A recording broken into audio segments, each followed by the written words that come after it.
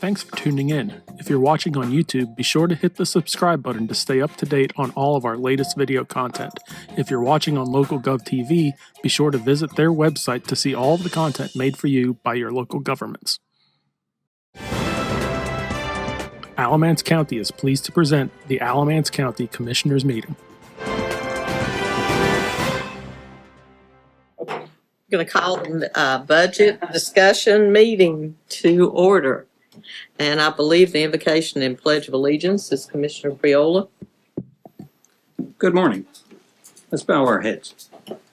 Lord, we come before you today with gratitude for the opportunity to serve our community.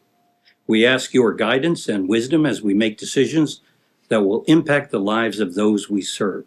Grant us the strength to lead with fairness, compassion, and equality. Bless this meeting and the work that lies ahead. In your name we pray. Amen.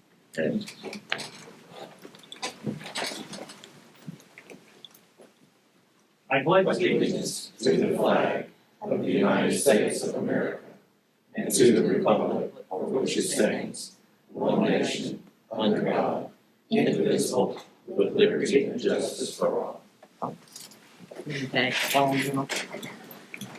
And I would, before we get started, like to say that this is not, we had the public hearing already. I do think a couple of the fire departments are going to want to speak to us, but otherwise the people that are here, unless we have a question that we need to ask you, there will not be public comments. Next is the budget work session introduction by County Manager York. Good morning, Commissioners. We have a few slides prepared if there are questions, but didn't feel like we probably needed to go through a slide presentation this morning. So as questions come up from the board, we'll be prepared to answer those. We have slides on school funding, several different topics depending on where the board would like to go this morning. So I did want to remind you, we had some 4 departments, volunteer fire departments, who were requesting increases, who are here and have been told they had 3 minutes to address the board. If there are questions from the board, we have representatives from ABSS and ACC as well.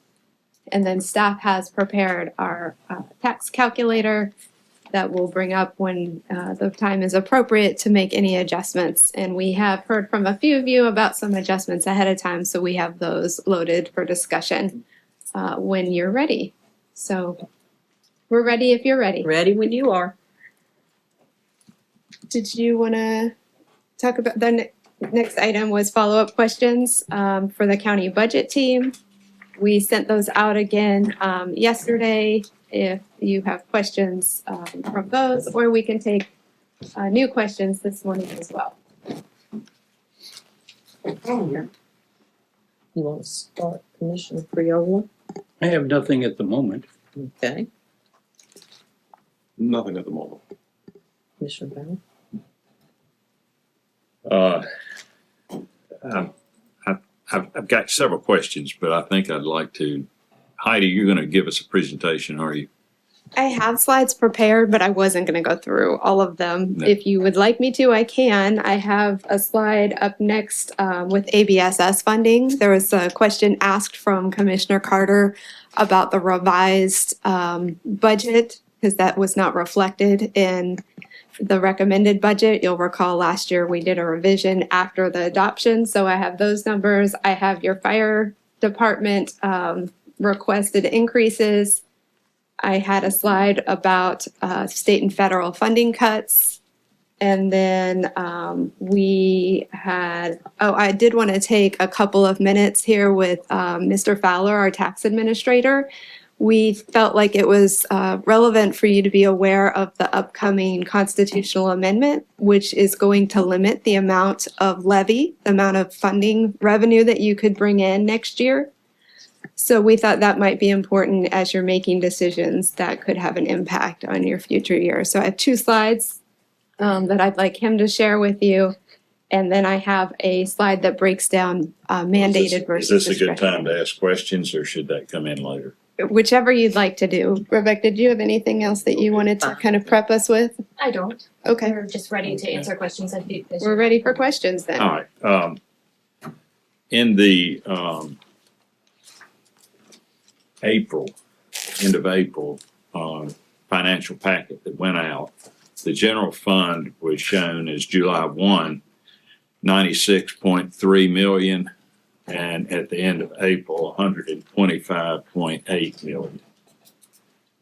And I was wondering, does that reflect an improvement in our general fund, rainy day fund balance? Or I guess that goes up and down. I know there's income showing and then there's expenses. So you're predicting that this balance at the end of the year is going to be about where it was at the beginning of the year, or 98. I think you had 4 million increase over the year. Is that? That sounds right. About So right. the financial reports that you receive are a snapshot at that period of time. Exactly. So if it was April, it would have reflected your sales tax from 2 months prior, your collections 2 months prior. And so there's always a lag in that, but yes, there is variability up and down as we move throughout the fiscal year. So I got a little excited when I saw it was 125 million up from 96. So, but does that reflect, like, we had more sales tax than we predicted in the budget? The sales tax looks like it's going to be more than budgeted. So are we doing, has there been some improvement other than, or is it you had suggested it'd be around a little over 4 million. Typically, we budget conservatively in the hopes that we will finish the year better than Yeah. predicted. So if But that's not what, majorly. There's no big, there's no huge windfall. No, we're not expecting, That's sales that's- tax to suddenly explode, but we do track those each month. so there's no really good news there. It's just what we, It's pretty Predict much what already. we're budgeting, yes. okay. Yes, please. So if the, we, Rebecca, add something, please. I think also in that financial report, you're seeing overall fund balance, not just unassigned fund balance. And so that's Yeah. even more volatile of the changes, both on the expenditure side and the revenue side. sure, And so once we get to the end of the fiscal year, August, September, we'll certainly have a better idea of how that sales tax panned out, but then also any other cuts that we've seen in our intergovernmental revenue that we've talked before with those state and federal cuts that certainly offset any increases that we may see. all right. So, and we won't know really where that is. It's a continuing process. Okay. We started talking about the state passing its budget and what it's doing and trying to restrict us, but we don't have any knowledge of what their final amendment to the Constitution would say, other than they have an opportunity, if it passes, to then regulate counties and what they're doing. But we don't have any idea of how much of a regulation that would be, or Right. restriction. We have some idea of what they're basing the guardrails on. We have a report that that the state legislature is using based from the John Locke Foundation. And so there are a couple of scenarios, and we've run numbers on the 3 scenarios that are most likely to be the guardrails that are put in place in terms of what we can levy next year. So we're happy to show you what that could look like so that you have some information about I think what that's next year's. important for us. If you have any insight into that, if you'd share that with us. Yes, we would love to have the opportunity if Brad doesn't mind coming up to the podium. I have 2 slides related to the research that Brad has been able to garner from his work with the legislative committee. So it's slide 7. And if I could, before Brad, I actually talked to one of our House of Representatives, and they said that they actually were voting against the amendment just for the fact that everything that's in it is already guardrails that are up. And they were saying that they were not going to come in and say how much you could go up or whatever, because he said now it's already a cutoff at $1.50. You can't go over $1.50 or something for a tax increase. And he said that people are really worried and that what's being said is not really accurate. And he was saying that definitely by the end of June, maybe the middle of June, they're gonna have a budget, which I hope. Can you just give us the status of this Yeah. bill as well Yeah. while you're up there? Yes, sure. So House Bill 1089 has passed both the House and Senate at this point. It is a little bit different than what we have currently in place. Currently, we have in place a rate cap, as you just mentioned. This is a levy cap, so it's going to cap what counties can do, and it requires the legislature to act if it passes by voter approval in November. So the County Commissioners Association, all of us, and anyone in the business right now, we do expect this will pass in November. And so at that point is when kind of the real work starts. And so these are the guardrails. I'll go through them as was mentioned and talk through what that looks like. But some of the challenges that we're going to face is we could see service cuts, obviously, budget shortfalls, mandated cost squeeze, and debt service conflicts. I think a lot of discussion too, as we've had here at this board, we talk about the revaluation coming up in 2027. It is important to note that because of the guardrails that are anticipated at this time, and they could change, I could raise the values in the county by 500%, and it will not matter. You will have a levy cap that will cap the amount that you can assess or that you can bill property out, that you can collect as a county. Okay, so Is that a dollar number or a percentage number or? they haven't defined that. They've left that open-ended, and right now they are just wanting the constitutional amendment to pass in November, and then they will form the framework within that subsequent to it passing. They wanted to leave it open-ended so they can make changes and not define it as part of that amendment to try to make the best system out of it that they can. Next slide. To show you an example, and this, let me preface this before anybody takes and runs with it. This is an example. This is not revaluation numbers. This has nothing to do with revaluation. This is an example, hypothetical. If we saw a 7.5% growth during revaluation to property values across the county, and we saw 2.5%, which is our kind of our typical normal growth, 2.5% to 3% in new construction, you can see what that would do to our property tax levy. Okay, that's at the same 49.4 cent that we're at now. Hypothetically, if we had these guardrails that we anticipate the state putting in place, we would be limited to a revenue amount, a property tax revenue amount of somewhere between 140 and 143.7 as our number. We could not go in excess of that. Okay, so you cannot, so in other words, you could not leave the tax rate, if you chose to as a board, said, I want to leave the tax rate at 49.4 cent, this would say you cannot do that. We would have to knock pennies off of that tax rate. It really takes you guys latitude off to make decisions for at the local level. If you remember back a few meetings ago, we did sign off, you all signed off on the resolution opposing this, and subsequent to that, it still passed. So you can see where the challenges will be. The most likely scenario I do want to point out as part of this, the most likely scenario, or the kind of the one that's being pushed the most, is scenario 3 there. That is where you are taking the CPI, Consumer Price Index, coupling it with a percentage of new construction growth, and taxing it and taxing folks that way, and limiting them that way, limiting us that way. So that is the one that we're looking at, or that the legislature is looking at most favorably at this time. And that is, as Heidi said, comes from a report by the John Locke Foundation, which does have quite a bit of credibility there at that state level. Brad, why is the baseline at 136 million? It seems like that is skewed to make the 143,000 and the neutral estimate look proportionately smaller. Commissioner Priola, sorry.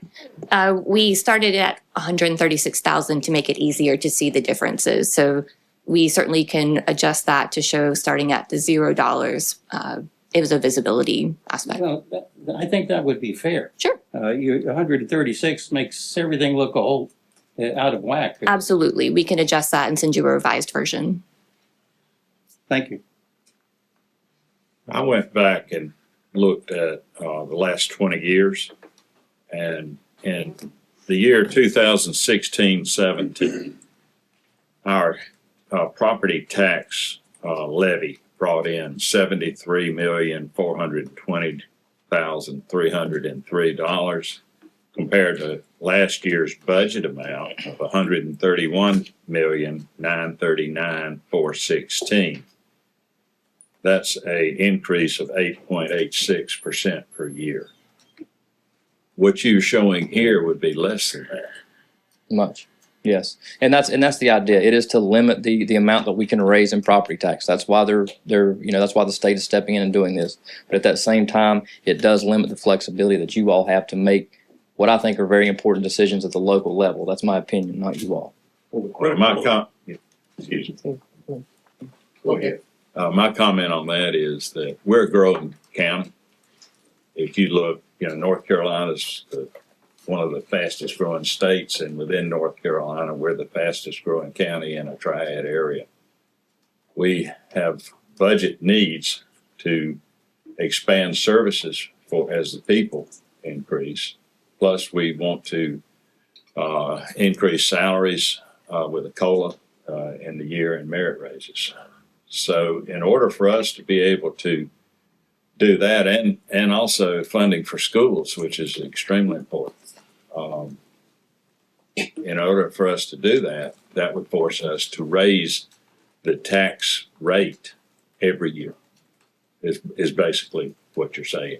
Yeah. And unfortunately, this will limit how much you can do that. I will say, too, as part of that Locke Foundation, and I suggest you read it, as part of their report, one of the things that comes up is the school funding you just mentioned, and potentially carving out that as an extra.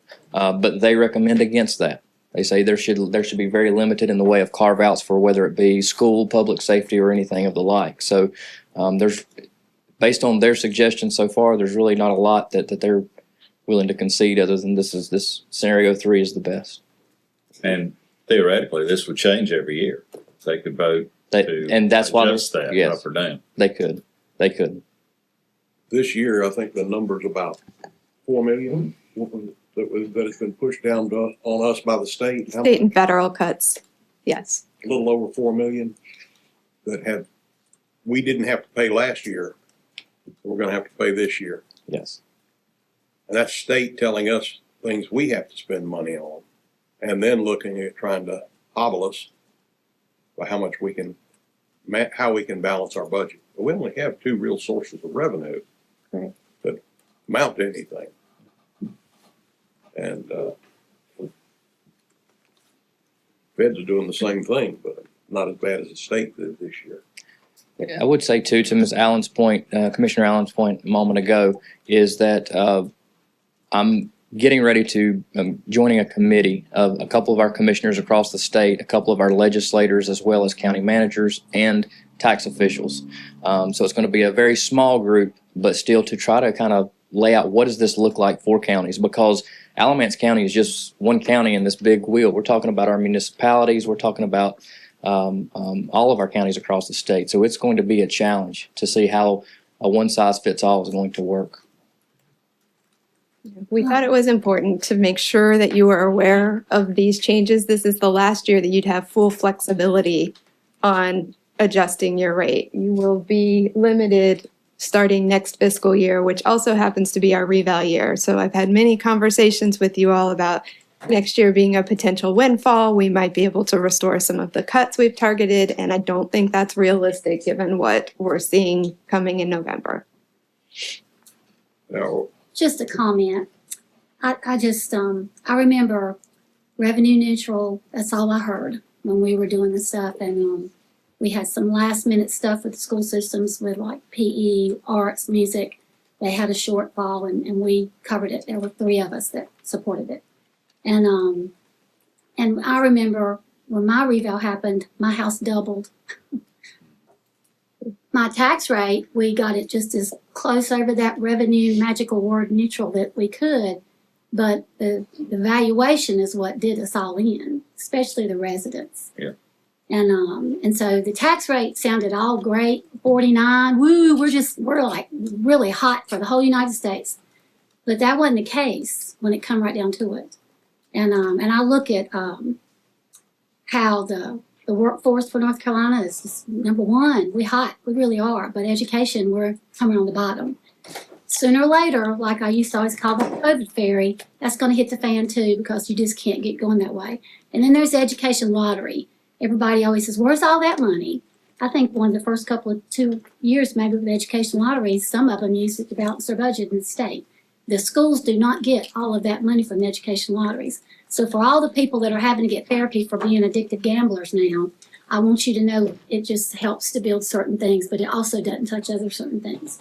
So the casinos and the bars and the little gambling machines and convenience stores that nobody wants to look at that are illegal, we better really watch that too, because people can spend their hard-earned money on that and get into serious trouble. It's always, I know I'm going to win this time. I'll put that dollar in there, and you don't. And so it's just, sometimes I look at, my state hadn't passed their budget, but they sure tell us what to do with ours. Kind of like Article 5. Remember that when that come out real big, how certain representatives in North Carolina General Assembly wanted to do Article 5 and tell Congress that they can only have term limits of so many, but yet they don't have term limits of so many. So I'm a little bit over the hypocrisy of all this government. So I got a lot of questions, and I'll get to them when we're supposed to. So. Well, the education lottery, smoke and mirrors anyway. I mean, the thing was pushed. It answered all the problems, turned around, and what we wound up with was monies were pulled out of budgets as they were replaced by the lottery. I don't think Commissioner Powell's. They weren't? I don't think Commissioner Powell's. Oh, I'm sorry. If I could. Yes, go ahead. Second question. The legislature has not passed its budget for this year yet, which is incredible. That's the 25-26 year. And now we're going in July 1, they're supposed to have the next budget yet. They haven't even passed this year. And from what I understood, in this year's budget, there were some increases that they would pass if they passed that budget. So I was just wondering, do we expect any money to come our way? Let's say they pass this year's budget first week of July. That's what I heard they might do. Would we get any money that would be an increase this year's budget over the prior year? I'll let Rebecca. Because they just extended last year's budget because they haven't improved this year's. So The only increases we've seen so far were those that were brought as budget amendments, mostly for the health department, as additional funds were carved out for the WIC program or for maternal health. I'm not aware of any others that we would see, but we can certainly talk to our departments and see if they've heard anything. So it's a small amount, nothing that's going to change our budget. That's correct. At our last meeting, the sheriff asked us to consider making a motion to allow cars to, instead of being retired at 120,000 miles, to go to 150. I think that was a really, really good idea. There's a safety concern, but they make cars today so that they will last a long time. I remember when I was growing up, if your car got to 80,000 miles, it was time to consider buying a new one. But today, it's routine for people to drive cars 200, 300,000 miles. And the sheriff's cars, at least the ones being used for patrol, have heavy-duty suspension and transmissions. So I would expect that he has many cars that at 120,000 miles still have considerable serviceable life left. That is correct. And that we shouldn't put some artificial limit on there requiring him to get rid of these cars. We do not require that. That Okay. is a little misconstrued. It is a replacement policy that we set out. We've adjusted his mileage one time when he came back to the board previously. The pursuit vehicles were 125. We changed it to 150. Ambulances are 250, and cars of normal use are 150. This doesn't mean we get rid of them. We recycle his cars and distribute them to other county departments so that we're not having to purchase other vehicles. It's kind of a recycling program. But we can certainly adjust that. We do not follow this policy. It was just put in place to help us get on a rotation schedule. He has many vehicles over 200,000 miles in his fleet. So this is not a hard fast, he must get rid of vehicles. That's not how we use this. Let's ask the sheriff, what is it that you're doing now? What's the policy that you're operating under? Well, the policy was passed here in this meeting room, 120,000 miles. Nobody has told me that policy has changed. Okay. But we have, I think, 36 cars over that right now. Yeah, well, you sent us a list. Yes, sir. of- I don't have that list with me. Yeah, it's 3 or 4 pages long, showing the different, how many miles were on these cars. And you had quite a few, Yes, like 2/3 of a page, yes. that were at 100, closing in on 120,000. What bothers me is if we keep those cars on the road after the policy was changed here to 120,000 miles, one of my officers is in a chase or having to respond, and he's got 160,000 miles on the car, and he winds up hurting a civilian out there. They're gonna turn around and sue me, and y'all gonna Yeah. say, we have a policy of 120,000 miles. Sure, should have took that car off the road. That's what bothers me more than anything. Well, is it appropriate for us to make a motion this morning? You can certainly make a motion. I'd be happy to bring this back at a future meeting if you'd like to discuss it, or we don't have to have the policy. It was just a best practice to help us try to get Well, I think. a rotation schedule in I think place. the sheriff makes an interesting point. We could be sued if there is a policy, then somebody gets hurt, and then some lawyer is really looking for a way to sue the county. There's a lot of language in the policy that assumes there are sufficient funds based on an annual basis for implementation of the replacement schedule. It's fairly easy to defend that that has not been the case. Can I Rick, ask I'm a sorry, Rick question? wanted to say something. Yeah, I just want to ask a clarifying question here. Is there some way of certifying the rehabilitated automobiles after 100 and fill in the blank mileage? Is there some form to immunize us from being sued, the sheriff in particular? Is there some certification beyond that? Is basically a new car if you replace all the parts. But is there in fact a form of certification that says this car is just as if it came off the assembly line? Well, Consumer Reports and other third-party groups rate cars, and they have all kinds of information that you can go out and find on how these cars are performing. But I think I'd like to just make a motion that we give the sheriff, or that we have a policy that we would allow him, and I don't think 150 is the right number. I would say 180,000 miles, but subject to your or your staff's evaluation of those cars. If you have a car that looks like to you is not safe, you would take that offline, but not to require you under some artificial amount to dispose of a car or take it out of service at less than 180,000 unless you feel like that's appropriate. Let's let Attorney Stevens wanted to say something. Can we let him say what maybe he'll clarify for us before we go forward? I think we need to divorce ourselves from the notion that safety equals mileage, because I'm sure there are unsafe vehicles on the road with 20,000 miles based on having not been maintained, and there's vehicles with 10 times that are more safe. So the notion of mileage equals safety or not, we need to divorce ourselves from that. That makes the most sense from a claims perspective, but also from a fleet management perspective.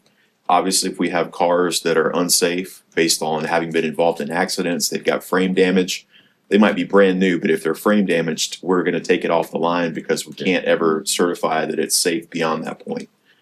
But if we've got maintenance logs like we have, because we get our maintenance done routinely by a third party that keeps those maintenance logs for us, that's going to give us the ability to keep cars on the road for higher mileage. Let's also think about the fact that our fleet's not all the same. The sheriff has different cars he uses for different purposes. We need to be rotating, I would imagine, some of our frontline patrol vehicles to more administrative uses after they hit higher mileage, just because of the fact that they're going to see a harder life on patrol than they will anywhere else. So I want to make sure that when we have a chance to look at the policy again, that it's clear, like Manager York said, that we have said that this is a fiscal management policy and not a safety assessment as to the vehicles. Because I think if we try to say that vehicles above certain mileage are no longer safe, that's where the liability comes in. And I'll be candid, I don't have it in front of me today. I'd like a chance to look at it and help revise it.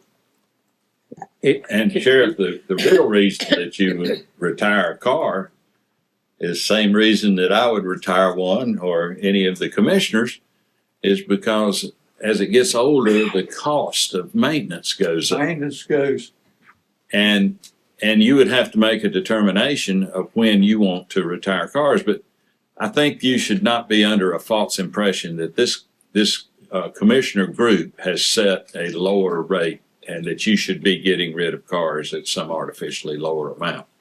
So I'd make a motion that our policy would be 180,000 miles. Or, I like what, Attorney Stevens said, that not have a thing on it. My truck has 170,000 miles on it, and it's maintained. In fact, I just had a friend of Pam's work on the transmission for $3,600. But I mean, every 5,000 miles, tires are rotated, oil and filters changed, and it's given a check.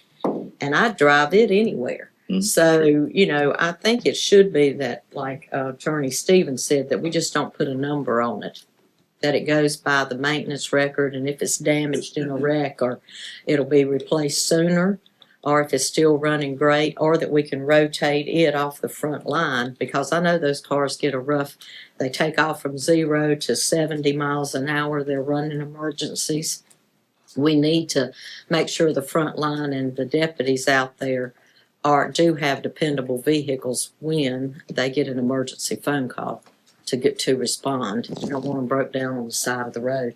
Commissioner Phil, you want to say something? Now it's probably more appropriately directed at Mr. Stevens. I don't have a problem, by the way, with increasing the mileage and so forth. But Mr. Stevens used the term certified, certification. You said we need to certify that they're safe and all. Who can provide such certification if it's 120,000 miles or 500,000 miles? At some point, somebody should be in a position to certify this car is appropriate for a pursuit vehicle or an ambulance or what have you. Is there any form of professional certification body that would say car's ready to go, it's all been fixed up? If I said certify, I didn't mean to say that in that way, so I misspoke. I'm not aware of any group that independently tests and certifies vehicles for readiness for use beyond a certain mileage. I'm happy to do that research and to report back to see if anything like that exists. My guess is that it's probably more than we'd want to spend to have that assessment done. My goal, or my point rather, was to say that based on the vehicle's history of service and known involvement in collisions, we can say that this vehicle perhaps doesn't have the same likelihood of potential for damage. But anytime we get sued related to a traffic accident, it's going to be based on what happened at the accident. So the fact that the vehicle has more mileage on it is not necessarily going to be a determinative factor as to whether or not liability exists. If we get involved in an accident because one of the front wheels falls off, then there's going to be an inquiry as to what kind of maintenance went into that, why that might have happened and led to the collision. So it's going to be more fact specific and not just, oh, it's got 200,000 on the odometer, you're liable. Yeah, so it's a combination of the mileage and the maintenance log, ultimately, for risk, Yes, exposure, the legal policy exposure. has all of that in it. Yes, I mean, I think the mileage certainly plays into it, but I wouldn't look at mileage as being like the factor. It's a shorthand to look at the potential for likely issues over time. Okay, thank you. County Manager York, didn't you just say that we don't have a 120,000 mile policy?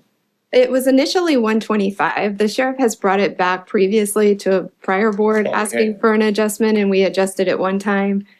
We would be happy to scrap this and take an opportunity to revise it and bring it back for discussion at a future board meeting. It's really no implication to this budget, so Right. we could focus back on, I think it would be a good idea for us to, Can we just give you a consensus that we'd like for you to bring? yeah, we'll take some time to assess. Now, we do have some vehicles funded for the sheriff, which he asked at the public hearing to have those taken out.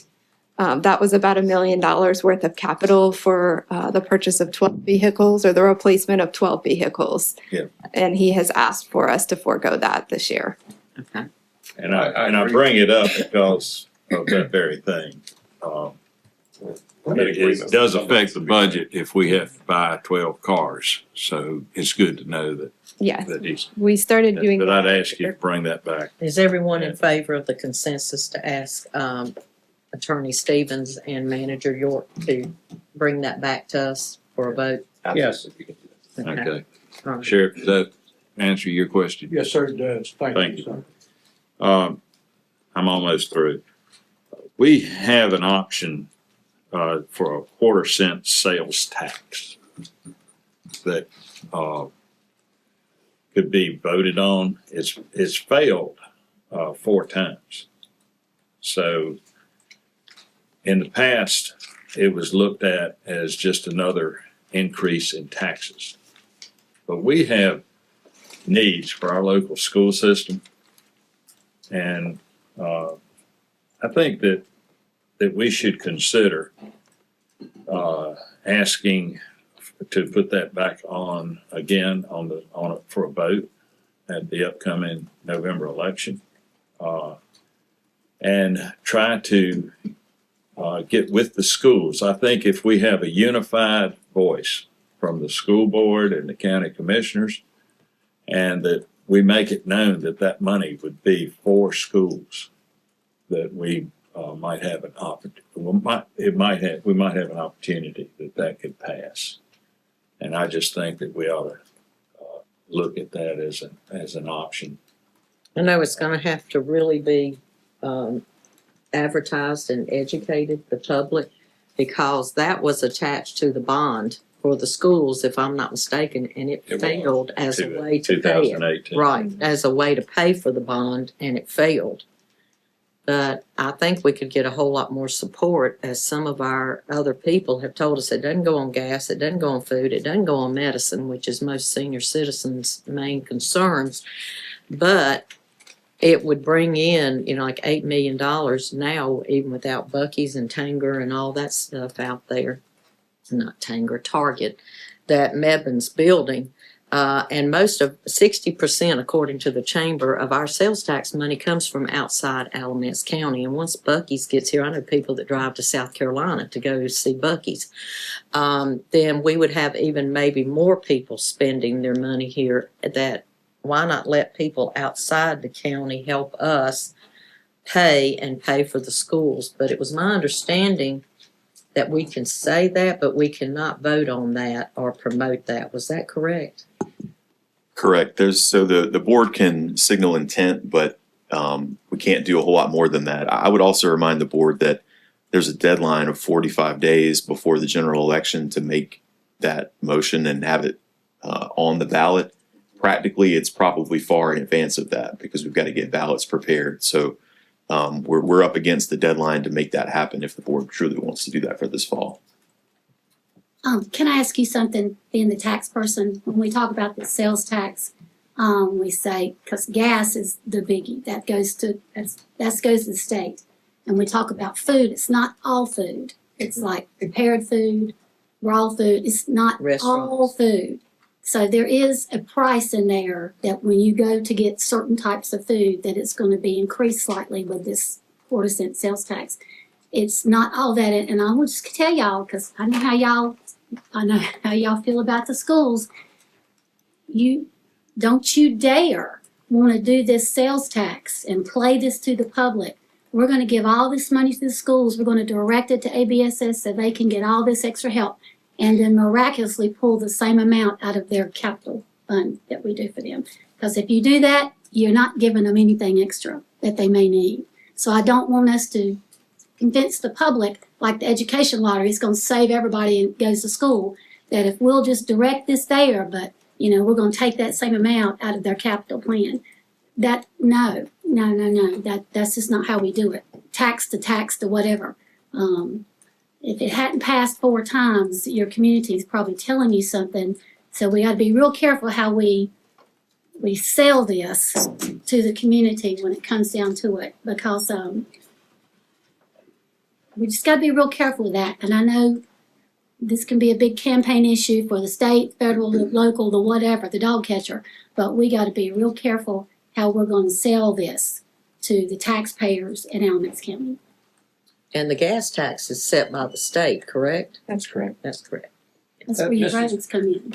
Mr. Stevens, we went through this last year in our work session. We did. And we determined that a wink and a nod is not appropriate for the county commission to say, we're going to designate this money correct me if I'm wrong, we're going to designate this money to any particular, but it goes into a general fund. So I think that we have a problem that we can't sit up here and say that this sales tax is going to be earmarked for the school system, and nor can we use public resources to make that claim. Well, Yes. that's what I just asked you. Yeah, so Sorry. I think that's correct. We can't use public resources to advocate for a position on it. And the board cannot take official action to say that if it passes, we're going to spend the money on this. Right. I think that what you guys are doing right now is totally appropriate. So to say that we think this would be used for that, if we were to pass, we're probably going to spend it on schools. I don't think there's anything wrong with individual commissioners making those statements, because individual commissioners can't bind the board's action. But the board can't pass or can't take a vote in advance to say that if it passes, we're going to do X. That's where the line is. Right. So there's one, maybe out of 4 or 5 commissioners that does not favor spending this money for the school system until academic performance is enhanced, increased to some substantive level. I don't think that it's indicating we're going to give more money to a school system that's demonstrably insufficient in academic achievement. We're at the low end of the entire state. So at least I want to go on record saying that's my position. Understand? Okay. Well, now, another question here too is what we would do in promoting the sales tax and then indicating we would support it for schools. As I understand, we can't bind future boards by that design. Am I correct? I believe we could do a resolution of the board. I used that in a past presentation that I have up. But resolutions aren't necessarily binding, right? Right. You can change your intent at some point. You can redirect. But you could do a resolution saying that at this point in time, this current board intends for the funds to be used in this way. Right. Yes, that there's a line there somewhere, and it's a little nebulous, but the board Yeah. certainly can't authorize using county money to advocate for a position. The board can't bind itself in a way that says that if it passes, we're going to do this. Anything short of that, I don't want to say it's okay, but anything short of that is a different animal. Yeah. And individually out in the public, you can say what you would like to see happen. Right, but Doesn't mean that you're saying the board's going along with it. Chairman Allen, I've looked for money in all the places that I could think to look for it. And Did you that's have all one I have. Oh, that's all you have? I'm now Okay. finished, thank you. Mhm. Do we have anything else for our tax administrator while he's still at the podium?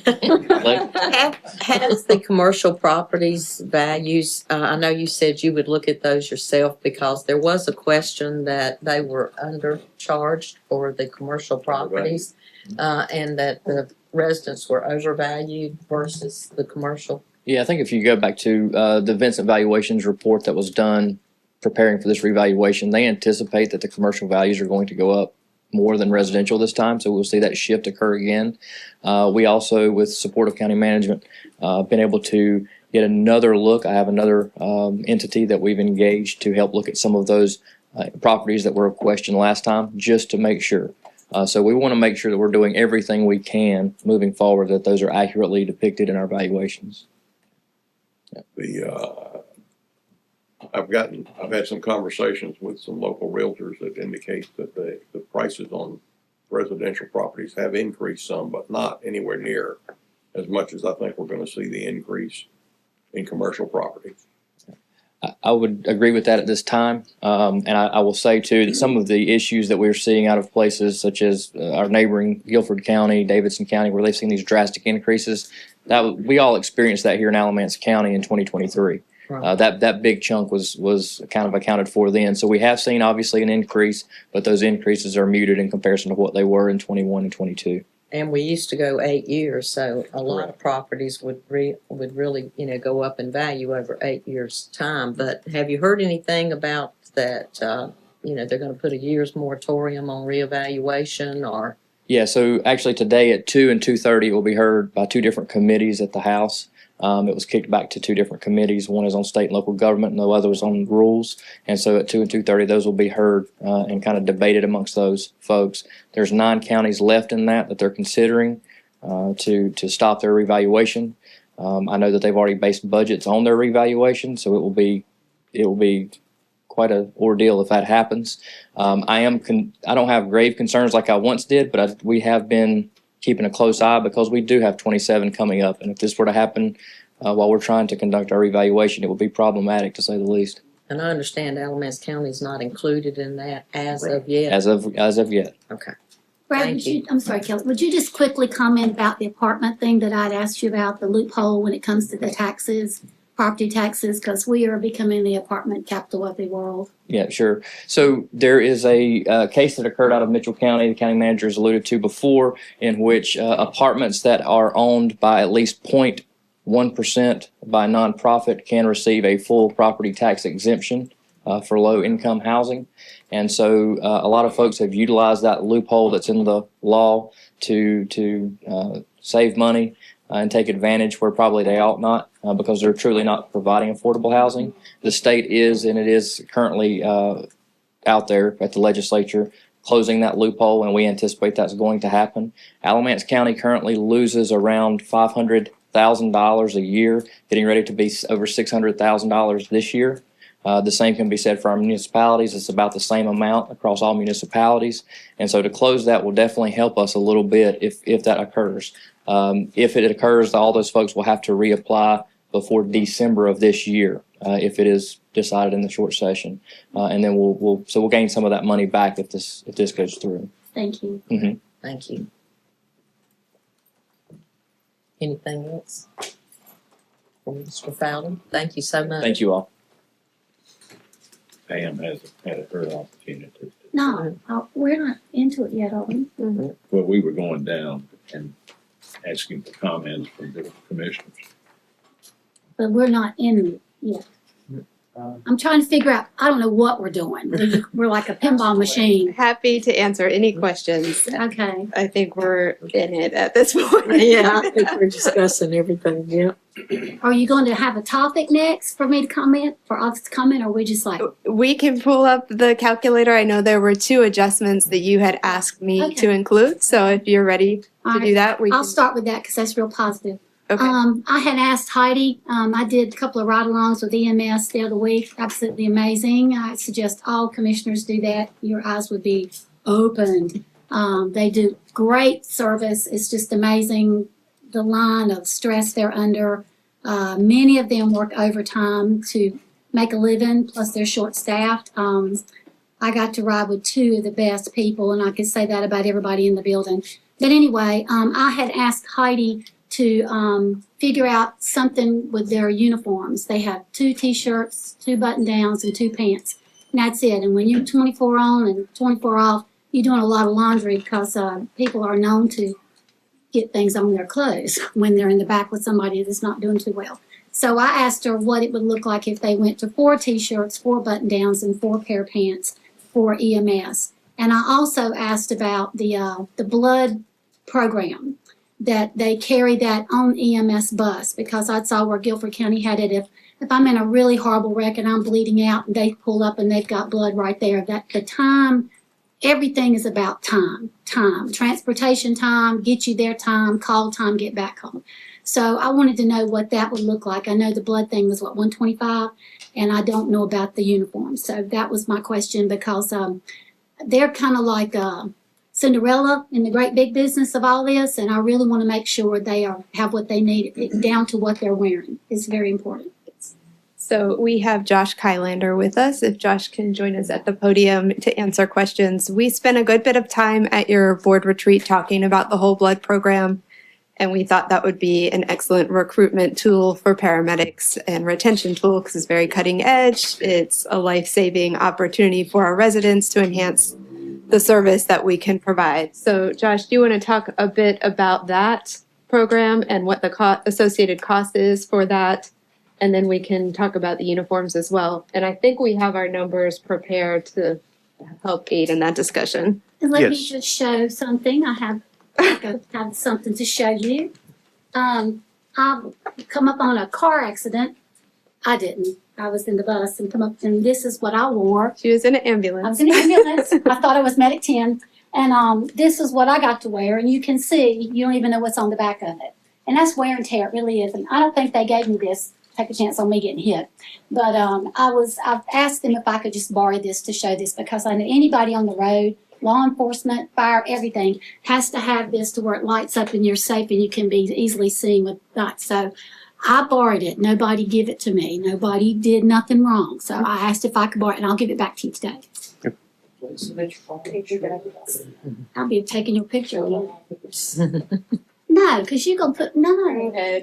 Can we go on with the? Regarding our whole With blood the meeting. program, our Meeting. proposed amount to fund 4 of our quick response vehicles with whole blood would be that $120,000 amount.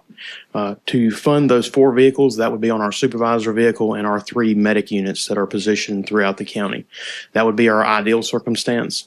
We look at a prospective 32 patients annually that would be treated with whole blood based on our review criteria of our patients that we have run. It could potentially be more than that or slightly less. If we were to place whole blood on 1 response vehicle, that would be our supervisor vehicle here in Graham. We expect we would reach about half of those patients, about 16, because of the vehicle positioning here in Graham. It wouldn't make it to all of the patients before they would potentially be transported to the hospital. We meet a point where it wouldn't be reasonable to stay on scene and wait for that supervisor vehicle rather than go ahead and transport the patient after a certain amount of time. So placing it on all 4 vehicles would be our ideal strategy. Can I ask you a question? Yeah. If someone does not know their blood type, do you have a quick type that you can do while you're getting ready to transfer or give them blood? We would not do that with whole blood. What we would seek to carry is low titer whole blood that's O negative. Okay. So that Which is the a universal donor. recipient, Yeah. universal donor of whole Right. blood. So everyone can receive that. Mhm. The low titer leuko-reduced is what we would carry from American Red Cross, and it also reduces the chance of any transfusion reactions. Right, that's why I was asking. Nurse want to know. I understand. How do you decide which, I guess, how does 911 decide how to dispatch which ambulance on call if you only have 4 with the blood available? So the vehicles that would be carrying the whole blood in the 4 QRV response would be the same vehicles that carry our Lucas devices now for cardiac arrest to perform compressions. So those vehicles would strategically be placed throughout the county. They're already in those locations now. Our supervisor would respond with any of our transport ambulances in the city of Graham, Burlington, certain parts of Mebane. There's a QRV in Mebane that also responds in that location, and they can respond to other municipalities as well if it's not where a QRV would normally respond. Our supervisor vehicle would also respond to anything like a traffic crash that's a pin-in or a serious incident like that. And then a transport ambulance can always request that a supervisor vehicle or one of our medic units respond if they feel like it's going to be needed based on how the call is dispatched. So are other counties only equipping a certain percentage of their ambulances as well? Typically, yes. All of the counties that we have spoken to usually have it on a supervisor vehicle and quick response vehicles. Because of the number of transport ambulances in most counties and the cost of blood and the cooling devices for that, it's usually not cost effective to place it on every ambulance. How long is the blood viable shelf life? once you get it? Yeah, so it's a 28-day shelf life from the time that it is donated. We would hold it for 2 weeks, and we would take it to Atrium Health Baptist Hospital Blood Bank in Winston-Salem. They would then take it off of our American Red Cross account. We would not pay for that. They'll use that in their system.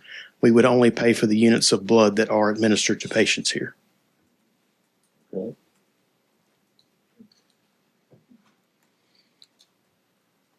I'll stand for any other questions. I just want to tell you, thank you for letting me go. Yes, thank you. Because God help them, I was with them. And, but I mean, your team thinks a lot of you. They really are glad you are their director. Thank you. And I met some of the most wonderful people. They're absolutely funny, but boy, when that thing goes off, they're right into it. And it was a real honor. I saw all kinds of different situations, and I was able to watch other parts of our county pull it up and work together. EMS always goes. I mean, I also want to say this, folks, when you see an ambulance, get out of the way. 'Cause I've been in intersections and everybody's just driving through. I'm thinking, if your mom or your husband or wife is in the back of that bus, get out of the way so they can get there as fast as they can. I mean, society has gotten so apathetic about everything. They're just not paying attention. And that is something that we have got to really get it together with. But I'm just so proud of our EMS. I'm proud of everybody's, but I'm really proud of ours because it's a family. And boy, do they work well together. And I'm so glad you're here. Thank you. Do you I want to go appreciate ahead? Yes. Regarding the uniforms, so the cost to supply each of our employees with 2 additional uniform shirts would be this displayed amount, the $27,000. The cost to equip employees with additional uniforms, if we chose to move forward with additional pants, boots, also sweatshirt, for each employee, this would be $56,462 for 130 employees if we chose to do all of those items. The 2 uniform shirts would be that $27,000 amount. And do you have a cleaning service that comes in, picks the uniforms up, cleans them and brings them back, or do they take them home and take care of it? They typically take them home if they are soiled with any type of biohazardous substance. We make a decision on if it's something that can be laundered at EMS or if we just throw that uniform away and issue them a new one, depending on what it is and the quantity. Okay, all right, thank you.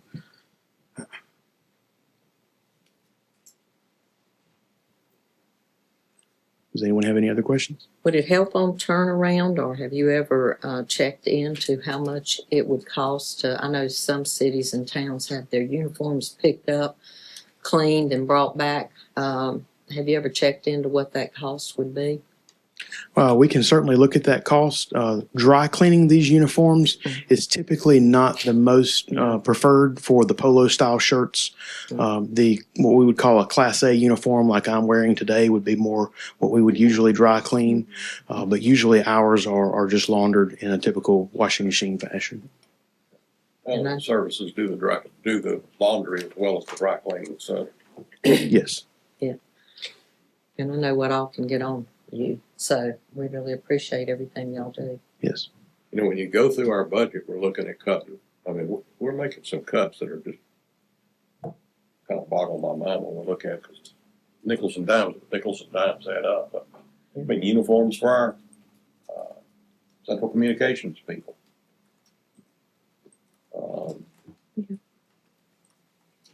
I think there was something about uniforms for the sheriff's office. Let me see. Did you have anything else you wanted to ask me? Okay. Was that all you wanted to present, those 2 costs? That's all that I have, unless there's anything else you'd like to hear. Anything else for him? I just really support this. I No. think it's I was important. gonna let him sit back down, unless you had an additional question. Okay. Okay, thank you. Turn your seat. Go ahead, Steve. Sorry I interrupted you. Sorry I interrupted you. You were saying something about safety. I was talking about uniforms for central communications people, Mm-hmm. sheriff's department. We're making we have recommended cuts for some of those things as well, so. Yes. We cut uniforms across the board last year, and we've continued to cut this year as well.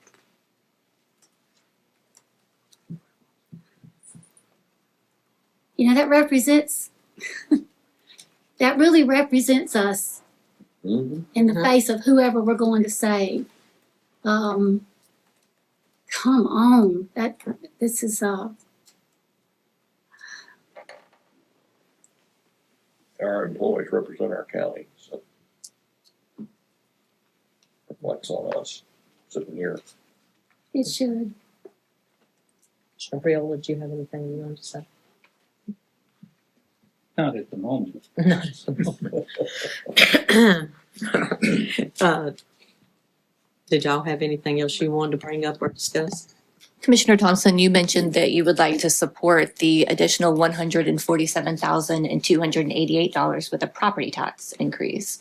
Is that still where you wanted to go? If that is the case, that would take the increase over the 26-27 recommended budget to 2.304 cents from 2.25. Well, is this where I talk about things that we could cut? Absolutely. Okay. I've got big issues with something called lap salaries. I hear this word all the time, and it's kind of like a layaway fund. And I want this county, because me and Bill Ashley sit here, because he was for it, and I'm not picking on anybody, but I'm just going to reference to everything. When we did the $10,000 higher bonus for the sheriff because of numbers being low, I think originally it was about, Bill said, just go ahead and just do the 500,000, but we did 300,000. Then we decided to do a contract so that if anybody quit and have it for 2 years, I mean, it can just get one difficult thing after another because it's never a perfect plan to start with. And I don't understand. I just don't understand how we need to start having a budget where if a DSS has got so many people on their books and they're hired, that's what they're going to put their budget for. If they need other people, it's in there, but it's not paid for yet. If they come here and say, Heidi, we had a chance to hire 2 social workers, they're amazing, the money's there. Sheriff's Department, DSS, all of our agencies in the county, because these lap salaries, I mean, I don't know how all this money seems to just appear. That's what I'm trying to say here, because I don't care. I'm just gonna go there. Recently, there were 8 employees that were former detention people for the ICE program. All right, the total of their salaries was $597,154. And those people were able to be moved from ICE, because that's terminated, federal funding, to Alamance County Sheriff's budget, Alamance County. All right, that's almost $600,000 right there. Where does this come from? Is this lapsed salaries when people are here, they leave, we keep this money, or we've got it on the books and we hadn't hired it yet, but we planned for it? This just gets out of control. Just like with cars, I know last year in the budget, and I could play the video because it was like $600,000, $605 or something like that for cars. And then that was approved, and I remember, did the sheriff get funded? Heard it twice, because I asked about the schools, flat. And then later on, another amount of money come in for undercover cars. I'm not going to say who came because I don't want to tip anything off. That was about $150,000. And then it's just okay. This commissioner board raised our sheriff $30,000. That ain't question his ability or his dedication or his time. I question it because we raised taxes last year. And then this year, there's been another person that's gotten a $15,000 raise with the sheriff's department. And then I discovered that the sheriff's department had a YMCA membership for the sheriff's people and their families. And then I see, it's just one thing after another. And I just want to know how this is possible when our other agencies don't have all this stuff. And this, I could be sitting here talking about DSS, I could be talking about Parks and Rec, but I'm asking these questions because these are the only one I know of. And I have a right to ask this, because when I talk about the EMS with something as simple as uniforms and blood, that's cut. So I just want our priorities to have balance in our whole county budget because they're all important. Not one person that works for sheriff, parks, planning, DSS is more valuable than the other because I've always said there's like the body of Christ. Every part matters to make this county work. You know, sometimes people, I'm telling you, you start talking about taxes and 2018, when we did the school board thing with ACC and ABSS, people could not wait to help the school systems because they heard the word bond. They never associate it with a tax or got to pay back. You know, people got to understand what the definition is. You mentioned sales tax. No, we'll give you a bond of almost 200 million, 180 million, but we won't dare give a tax like that. We got to do better at explaining what we're doing with our county so the county can really understand what it is and it involves and who it affects, and not just the same people say no or the same people say yes. We got to do a lot better in educating. Education, that's a biggie. And so I'm asking these questions. I'm asking these questions because I had concerns about the ICE program. Big concerns about the ICE program. They were so big that I contacted our person in Washington, D.C. because I was told when it come to body cameras that we told you no, and that wasn't the case necessarily because we swapped guns for body cameras. They're both important. I don't know why you have to choose between either one of them. And now it's took body cameras. It's not grant funded. It's going to be out of the taxpayer money. And that's fine because that's the safety of your officers and of the public. But in the ICE program, there were guns given. And then in the county budget as well. I just need to understand what's going on because I don't think I'm hearing everything that's going on. And I don't like hearing about it before a budget when I've got to decide on certain things. I don't think that's fair to me. And when I find out these things, and I'm just not going to eat them. I'm not going to keep quiet about it because I serve the whole county. I don't care what they are. And I have a right to ask these things because people have a right to know because they pay all the bills.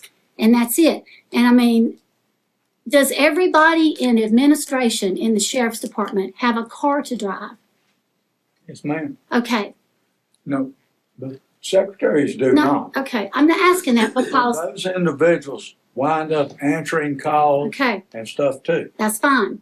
I have to ask you that because I don't know. You know, we talk about the cars out on the patrol. They got to be 100% ready to whatever that means because that officer lives in it that period of time practically. And, you know, I'm just asking these questions because every dime is to be accounted for. Every dime. And sometimes I don't understand the dimes when it looks like priority. That's it. Because,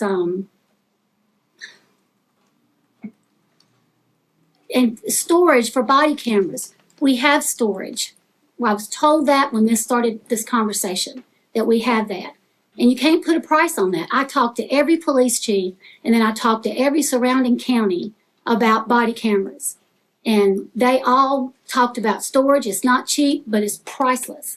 Sheriff Rowe in Raleigh told me it is the ultimate training tool if there's a problem that happens, that he and his people under him, like Sheriff Johnson has, can show that to show this is where you messed up. This is where you should have done this. This is where you did the right thing. Because sometimes you don't get a second chance to learn. You have to have it right the first time. Reaction is killing us. We've got to think prevention. And I don't know why that's so difficult. But I'm asking these questions. And I'm just going all over the thing because I'm really upset. And can you help me about lap salaries? I don't want lap salaries. I want you to tell me what you got, and then that's what we're going to fund. And if you can hire 20 people at the caliber you need, get over here. We can't write the check fast enough. But having all this extra money to just whatever, I want it back in the general fund. I want the county to be accountable for it, to make sure that every agency has what they need. And I don't think that's too much. Even Bill Lashley agreed with me on that. Lord have mercy, me and Bill Lashley. I mean, come on, well, I'm going to say that. But I'm just telling you, he was supportive on that because he was a numbers guy. and he got it. I learned a lot from him. So go. Okay.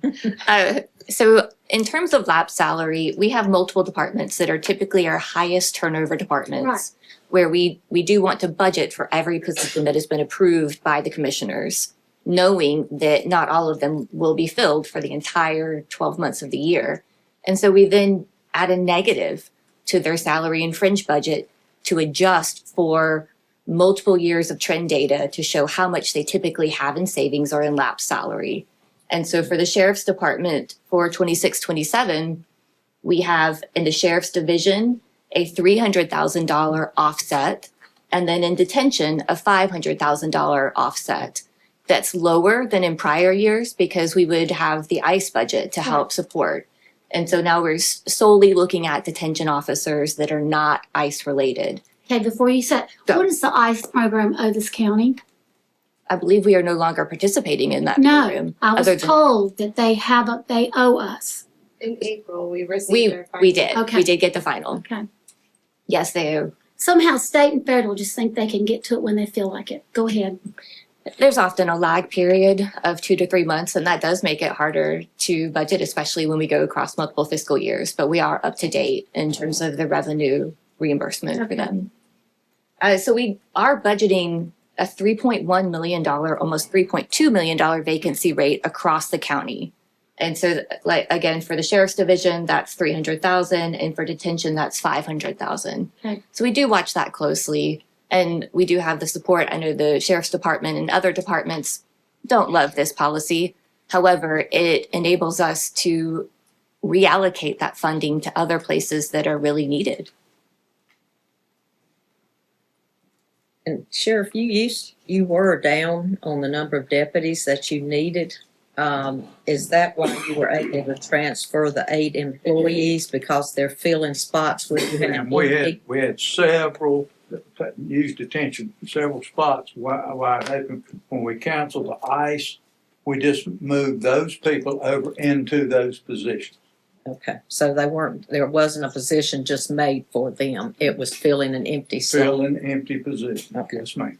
In addition to that, there were some vacant positions that had a salary higher than the detention officers. And so the sheriff's office volunteered to eliminate some of those positions in order to combine them. And so that's why you see so many eliminations from the sheriff's department's budget for 26-27. Well, I'm told that you're still short in detention and sheriff's department. That just goes with the business, just like everybody else is in first responders. What's going to happen when there aren't any first responders? Are they going to sit down with the teachers and just drink coffee all day and see how that works for everybody? Because they're not valued until they're in your yard saving your life or teaching your kid. Don't get mad. I'm asking questions because I'm asked these same questions. I know you had a few other questions about hiring bonuses for the sheriff's office. Yeah, oh, are we good? Has anybody bailed? Because, John come up with that contract for 2 years with John and Rick because some people may think this is really what I want. I'm going to get this bonus. And then 6 months later, they realize this ain't my calling because that is not an easy job. We've had a few people that have left that were under the contract. We've gotten all the money back from anyone that owed it. Okay, good. Yep. Good. No, that's what we did was that we paid it out in increments for the length of the time they stayed, and they understood it was coming in increments, not in a lump sum. And if they left before that time period was up, they had to pay that money back. So I'm glad to hear that it comes back. Yeah, that's correct. And any additional payments such as the second payment that's owed, would be taken out of the sheriff's budget. So it was absorbed. It is not additional money that was added to the sheriff's department's budget. You had asked about cuts across departments. Those were widespread. There's actually a sheet in your budget document. Okay. Starts on page 30, and it will list all the cuts that were made for each department. And so all of the sheriff cuts that you have asked about are listed there. Those were made to his budget, and all departments spread across every department are cuts. And what about the thing I asked you concerning the agriculture 4-H? what was it called? It was NC State. Yeah, so there are 3 vacant positions in cooperative extension, That's- and we're gonna fill the director position first and then see what is left in terms of need. Does the new director fill a livestock agent's role, or does a new director have a horticulture background? And once we have the director in place, that will allow us to determine which position we fill next. Okay.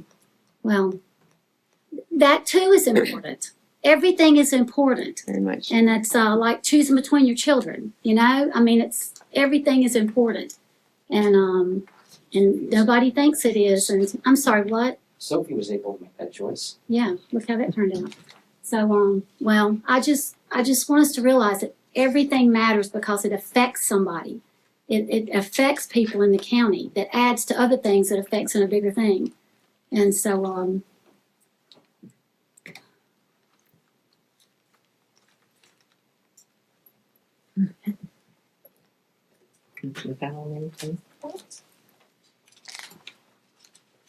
I had a question. I saw several references to the opioid grant funding and settlement fund. So we budgeted 3 million, and it's actually a little over 6. So what is? Can you explain what that's about? I wasn't familiar with that. Yes, the opioid settlement funds are outside revenue that we get as part of an agreement for this opioid settlement. We have very restricted uses that we can use it on. They have to be limited in their use for supporting those who have dealt with opioid addiction. And so we do have a position within the budget, recommended budget, that's fully funded with opioid settlement funds. And on your next agenda, they will be bringing an update to you to appropriate more opioid settlement funds that fit within the confines of how those funds can be used. Is that federal or state? Rick, do you know the source of that, the lawsuits, federal, state? So it's one lawsuit that was filed and consolidated for judgment. And so it's multiple defendants, multiple parties happening, I believe, in Indiana. So it's not necessarily state or federal funding. It's all private funding coming from those parties that's flowing through that MDL to us. Okay. And it's doubled, the amount that's available has gone up.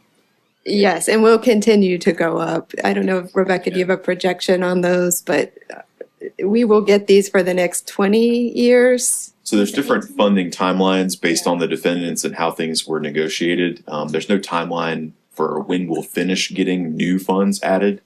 I would say I think we're probably close to the end of this.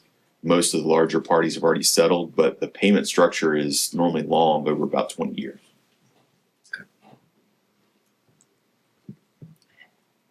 Commissioner Carter.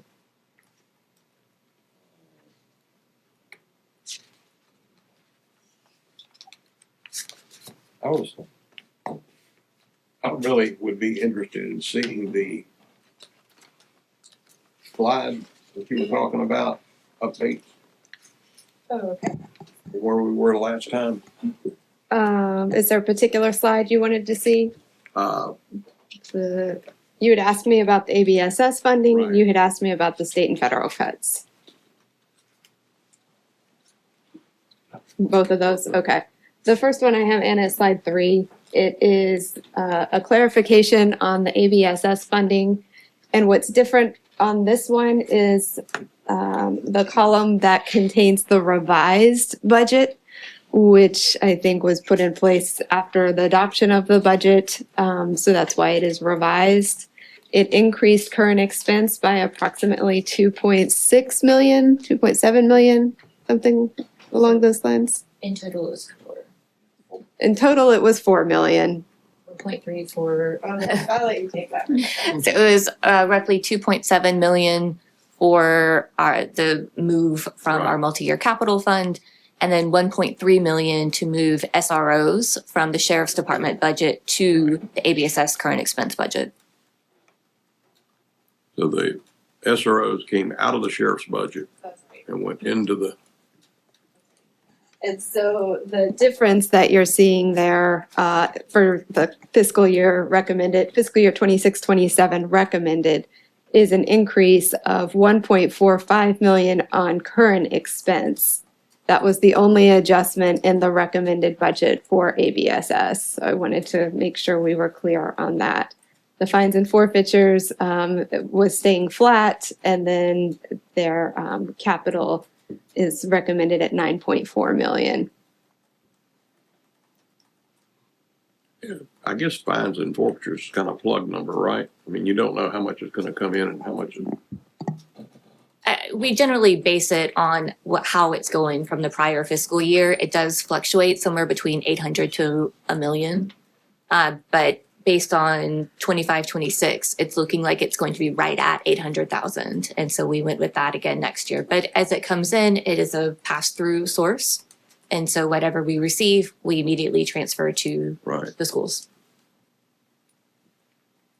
And the other one was, The other slide you wanted to take another look at, you all have seen this one in your budget presentation. It's slide 5, Anna.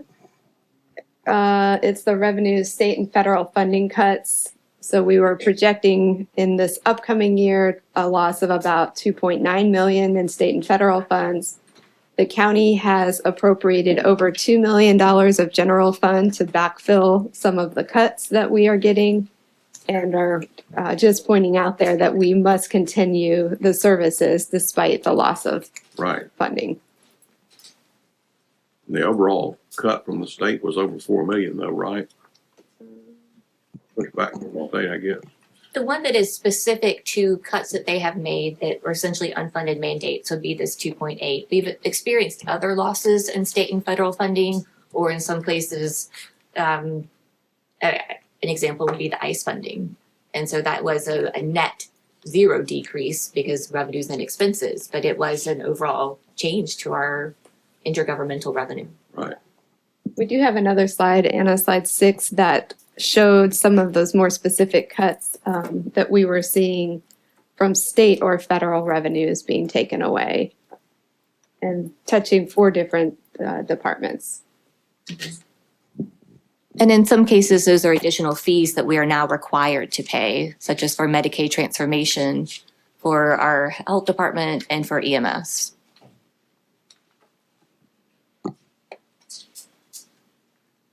Now, Family Bee Services and Crossroads have been cut out, right? That is correct. They were given money during COVID for a 3-year cycle, and we've completed the 3-year funding cycle for them.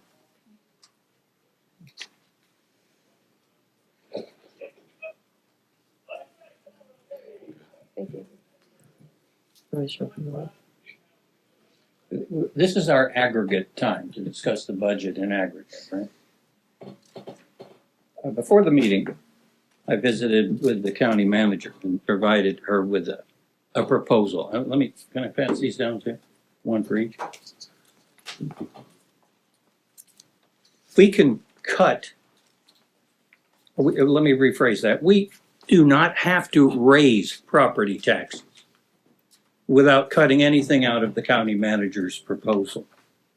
And I'm going to do a little reading because still not enough coffee. I have 2 options that I presented in this memoranda to the manager. The option 1 uses the unassigned general fund balance to basically zero out, net zero on taxes. This option allocates $6,184,562 from the unassigned general fund balance.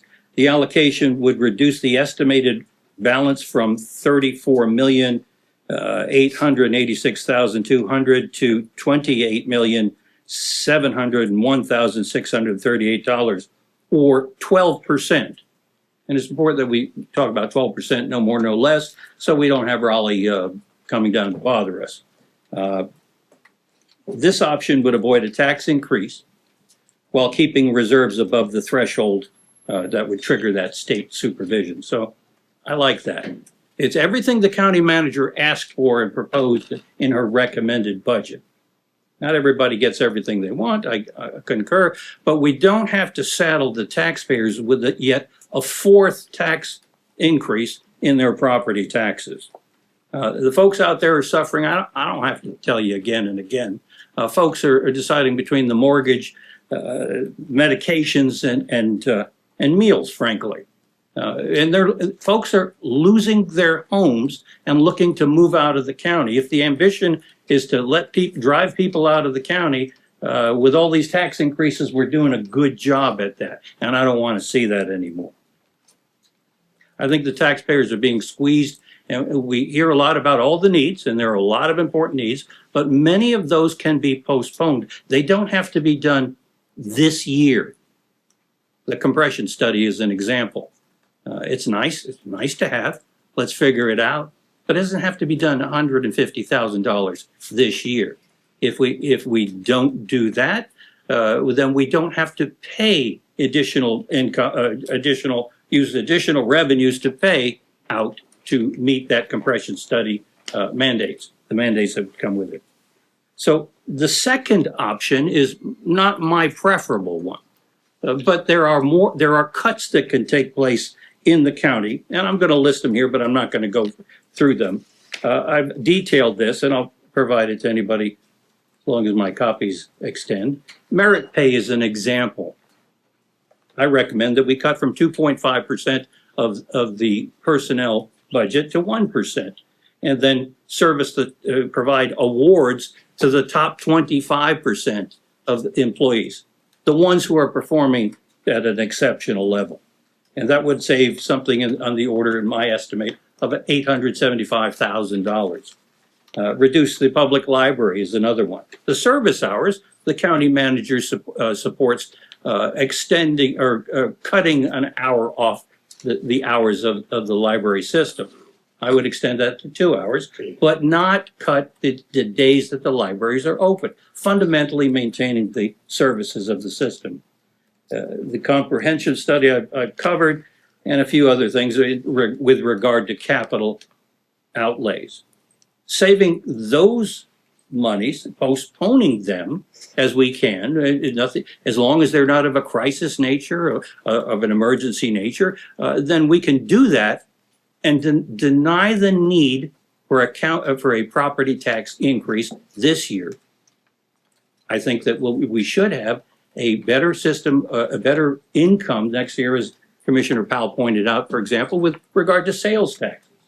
And then we should have a better feel for what the revenues will increase, because this is the first time since 1993 that we've had an eyes-on evaluation of the tax base, the inventory. It should increase. I think we underestimated by something on the order of $230 million last go-round. This time we've got eyes on. It should increase the revenue, maybe not dramatically as Mr. Fowler pointed out, but it should increase it. Then we can consider bringing on, in a priority basis, those projects that are listed in the manager's budget. So we don't need another tax increase, not to get what we want, not what the county manager has proposed. And that's my 2.5 cents. Thank you. 2.25. I made it wrong last time. Okay. Well, I will say, I have never had such a hard time with a budget. I want everyone to get everything they want. Safety, to me, and the safety of our citizens is number one, most important. Our EMS, our sheriff, then our schools and ACC, and if it hadn't been for 5 teachers I can still name, and ACC's nursing program, I wouldn't have had the life I have now, and I wouldn't have been able to work as a nurse for 43 years. So really that's my heart, and what I really care about is those 4 things, because I think they're of the utmost importance. I think we really need to remember, though, that not everyone is a doctor, a lawyer, a CEO. People are struggling right now to make ends meet, and I've had more phone calls about how hard they're having and what a hard time they're having. We have not as Manager York said, you know, closed on anyone who was behind on their residence taxes. But we do have, you know, $1,972,000 and some odd cents that we're behind on collections of our taxes that people can't pay already, and $2,400. And to go up even more if they can't pay it now, then we're going to be adding to that number of people who can't pay it. And I would also like to say that we have, in my opinion, some of the best employees. I have never called anyone and they have not been polite, answered my question, found out what my question was, what the answer to my question was, and responded back to me. I do go through our manager because that's proper protocol, unless she happens not to be here and someone else is covering for her vacation. I hear nothing but praise for our EMS, and I know all about, I work the emergency room and everything else. I know all about responding to emergencies and had people that went into cardiac arrest even in the hospital. But we have got to think about the people who are retired, the people who are struggling, the people who are making the decision, and I hear a lot of them. I had a resident call me and tell me she had to give up her dog because it had a health issue and she couldn't afford it and afford her medicine and feed herself. I mean, there are people really struggling. We're not just for, and I'm for the schools, and I volunteer at the schools, and I think people should volunteer, and you'll see what these teachers do. And everyone I've volunteered, every room I've ever volunteered in, and the EOGs, they are nothing but excellent, and they're all wonderful. But we have got to think, we have a whole lot of people in this county that when you found out what their incomes were that they're living off of, you'd be shocked. And we have got to think of these people too, and not just the people who have really good educations. That's all. Anything else? Anyone? I know, when was it, Steve, was you on the last year, it was like your last year of that particular term when they did the salary study? And then we've come back and done that, because the first time we did the salary study, not we, but another group, it just bombed Talk out. about 2008 now. Yes, so it was like, no, hate it, ain't gonna happen. And we've done that again this time to really try to be able to be competitive with counties around us, counties not around us. And I know if anybody leaves Alamance County and goes to the counties around us, you're gonna pay a higher tax rate. It's just that way. And but we have to take really good care of the people that work for this Alamance County. I mean, you don't want to shut the landfills, you don't want to shut the parks, you don't want to shut everything down so you can save money.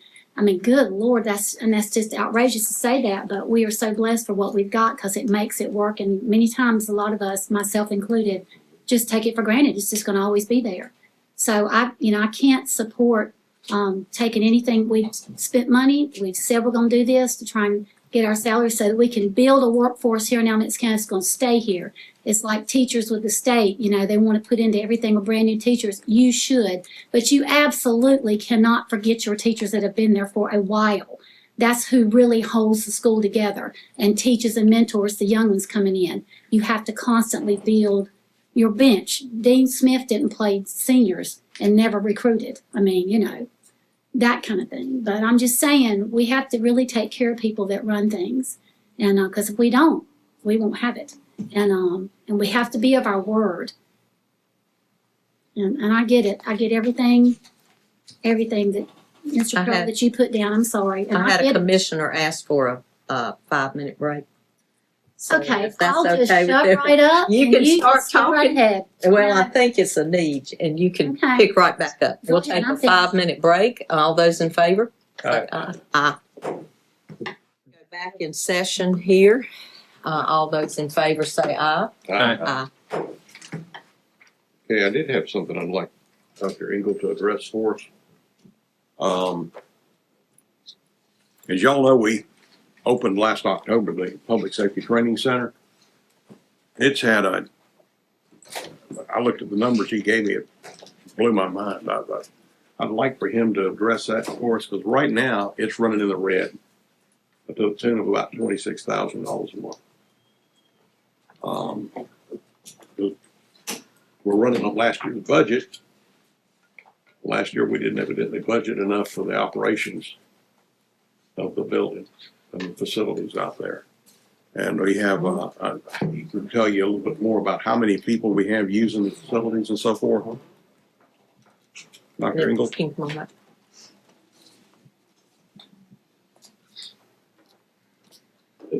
Is it still morning? Good morning. It helps if I turn on the mic. Thank you. I appreciate that. Good morning for at least a few more minutes before it turns afternoon. Thank you, Commissioner Carter, for the opportunity to talk about the Public Safety Training Center. As you mentioned, we did open the training center this past October, and it has been an incredibly valuable asset, I believe, to the community and to certainly all of our public safety partners in the community. The Sheriff's Office, Sheriff Johnson and his team have been wonderful partners, all of our other local law enforcement agencies, as well as our firefighters and EMS officials as well. Since it's opened, we have held, you were asking about the numbers out at the space, we've held 407 classes with 6,122 students. We have a thing, I know Commissioner Powell, you'll be familiar with this from your time with the Community College State Board and our board a few years back, 4,604 contact hours to the tune of about 200 FTE for the training center since it opened in October.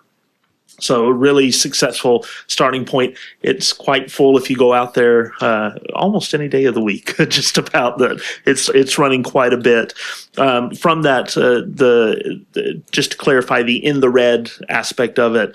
In last year's county budget, we knew that it would be opening, but we did not have budget specifically for operating once it opened, anticipating that we would run on last year's county expenses or the year that we're currently in, as well as other expense lines until we reach the new fiscal year that you all are working on right now. So our cost rate per month is about $27,000 per month to operate that center, from power. I have it broken down into a quite detailed list that we provided the county office with that information. And so that's where the total annual operating cost specifically for the Public Safety Training Center is about $300,000 for those base costs that there's no way for us to realistically provide through other sources without digging into other funds. So happy to answer any questions that you might have about that. I hope that provides some clarity, and I'd be happy to provide. I think one of the things you did ask as well was a breakdown, kind of what the classes look like from a EMS, fire and rescue, law enforcement. When we look at our overall public safety, wow, that's it. Thank you so much. That's incredibly impressive. Right here breaks that down for you all. Thank you to the our wonderful partners at the county. And I will say, too, I would be remiss if I didn't provide tremendous thanks to Heidi and her entire team, who are wonderful to work with as we put this information together. One of you all mentioned how professional and wonderful our county staff is. Having worked in multiple counties, we have a tremendous staff that is always responsive and incredibly helpful. So thank you so much, including putting up a chart I sent them 5 minutes ago. So this is a breakdown of how we're providing services to our public safety community. This is not just the Public Safety Training Center, but certainly does include that. So you can see EMS, about 390 classes, fire and rescue 64. We anticipate and would like to see fire and rescue go up even further. As you all know, we have the burn building, which will be built here in Burlington. We're waiting on that to be delivered to us from our vendor, Forged Fire. And once that's in place, then that will certainly increase the number of classes and opportunities there. And then law enforcement, 475 classes. With that roughly 6,900 students. So And a pretty diverse. I'm looking at this list there. They got cut off a little bit at the top and the bottom, so I don't see all of it. But Duke University, I guess that's their public safety staff. public safety team, and North Carolina Forestry, Nodal Clinic, Sandvik. Those are certainly some. We do all types of different training around a number of different public safety areas. So that is certainly an aspect of it for private companies that send individuals to be trained at the center. Also, virtually, in fact, probably all of our local law enforcement agencies, not just here in Alamance County, but regionally, as well as, fire, other public safety, EMS, others as well within that. So that screenshot that I sent you is actually specifically around EMS, fire, and non-law enforcement public safety. If we look specifically at law enforcement or law enforcement adjacent, it's 36 different agencies that we've supported since opening. And then it was about 24 different through that list that I provided you. So that's we're providing a lot of wonderful service to our community, and really trying to do our best to support our public safety community, as we know they're critical to keeping our community safe and a wonderful place to live that we know Alamance County is. And so we want to do everything that we can to support them. And they are tremendous partners to us and give wonderful feedback on how we can continue to look at next steps for making sure we're providing the services and the capabilities that they need.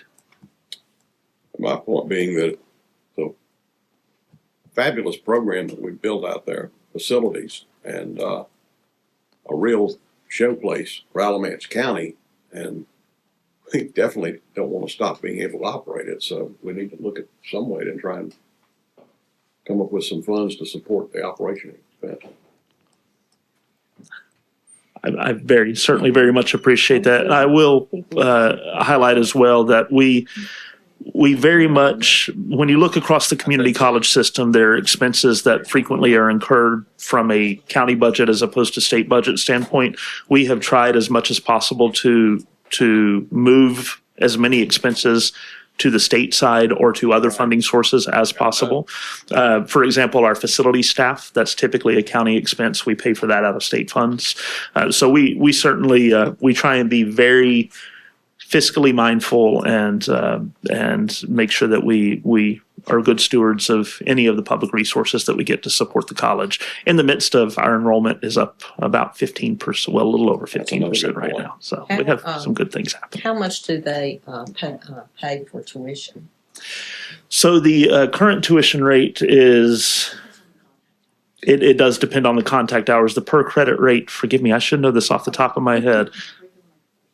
Let's say curriculum. $76 per credit hour. So what happens with our tuition is we actually don't keep tuition that we receive.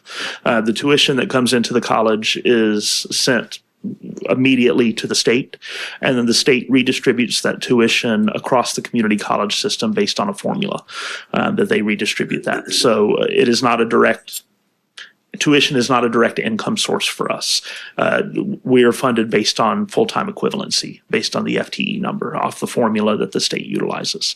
But it is $76 per credit hour for curriculum courses. We also have continuing education and workforce development, which, forgive the education nuance between those things. Curriculum are things that work towards a degree. Continuing education are things that frequently work towards a certificate or more short-term training courses, and that tuition rate is variable depending on a number of different factors. I got a question. It's really Yes, quick. ma'am. All these students, Kelly asked the question I was concerned about, like what the county put in, what it started out being, then it more than doubled from like 5 years down the road. That's over the dam. But so whatever people pay you to come there, you don't get to keep that. It goes in a bigger pocket and spread out around. Depending on the nature of the class, Like that's it is. correct. Okay. That's correct. Does EMS or fire come out there and practice driving? Because y'all are like Disney World, it's pavement. Do they practice driving, or is that law enforcement with the cone? It's not limited to law enforcement. Any fire department or EMS is, we're happy to have them there and utilize it. I can find out if they've used it to date for any of their driver training. I wouldn't want to tell you incorrectly. I know certainly law enforcement has, but it's available for any of the above. Okay. And this burn building, Yes. I had big issues with that tower that you can't put water out because there wasn't no pressure. You're gonna spend another about 800,000 to put over there at the original training center behind Living Free, the dog pound, well, it ain't a dog pound, it's the dog, whatever, Central. You're gonna be back there, and where's that money coming from? Is that your bond money? It's a mix of bond money, federal money that was allocated specifically, and a state appropriation that was provided So to pay for water- that. Water can put out a fire on that. Yes, it can. Yes. Do you have any idea how much you actually receive from the state per student when it's divided out? Per student, when it's divided out, do you know on the curriculum side, From the state perspective, we get like $5 to the one that we send to the state. That's kind of how the rate works for us. But those dollars are very limited, and we can't use those to support a facility. We can only use those to educate the students. So I should introduce Libba Thomas as our CFO at the college. And so when it gets to a question, I want to make sure I get the right answer, then I quickly look at Libba. All right, thank you. Absolutely. Any other questions I could answer for you? Thank you so much. I appreciate it. One more thing, Yes, ma'am. the gun range. Yes, ma'am. I know I got my carry and conceal at Family Traditions, and Eric Henshaw was a stickler about lead. Yes, I ma'am. think I'd asked you when I called you about the maintenance of that. Yes, ma'am. Who comes in and cleans that stuff? So we have a specialized company that is what they do. Forgive me, I don't recall the name of the company specifically. It's about $35,000 whenever it has to be cleaned. That it is every 3 to 5 million rounds that are fired within the Public Safety Training Center. So we anticipate about once per year we'll need it to be cleaned. So that's safe for all that lead to be in there? We have a special ventilation system in the space that prevents ingestion of lead based on the firing within that. So it's built specifically for that type of facility to do that for an indoor firing range. Too bad we don't have that for lead in our school. It's important to keep everyone safe from lead. Absolutely. Just one question. You said the increase in number of students, Yes, sir. 15% Yes, sir. year over year. That's a pretty big increase. Normally that happens when jobs are waning a little bit. Yes, sir. So is that your feeling about Alamance right now? That people are having trouble finding jobs? That's a great question. I think it's a bit more nuanced in this particular case. I agree historically in community colleges, whenever the economy is struggling, the job market is struggling, we tend to see higher enrollments as people look to reskill, upskill, or do different things. And we know that the economy and all kinds of things are in a bit of flux right now in general, but we're not seeing all of the same markers that we typically see. We don't see incredibly high unemployment rates within North Carolina specifically. In certain sectors that we tend to see where it produces higher enrollments, we're not seeing the highest unemployment rates in general. We certainly see things like the technology community being significantly disrupted by areas like AI. So it's a little bit different. I think there are multiple factors as we look at it. One, we're in a growing community. So it's been what I believe about a 3.9% population increase over the last few years. Whenever we look at that, that certainly helps with enrollment. But it's beyond that. We see significant job opportunity and growth in healthcare spaces and job demand where they just can't meet the full demand. Skilled trades is an area where we're seeing significant job demand and skill demand. There are a number of people who are retiring out of the skilled trades, and there's a significantly smaller number of people going into them. And so we see that gap happening there, and I think there's starting to be a realization of the opportunity. Certainly at the college, we're doing a lot of work to try and reach out to adult individuals and help them see how they can reskill and upskill and create more economic mobility. As a result, we've seen a pretty significant increase in our adult student population, and we're seeing higher retention rates, so getting people through to the finish line.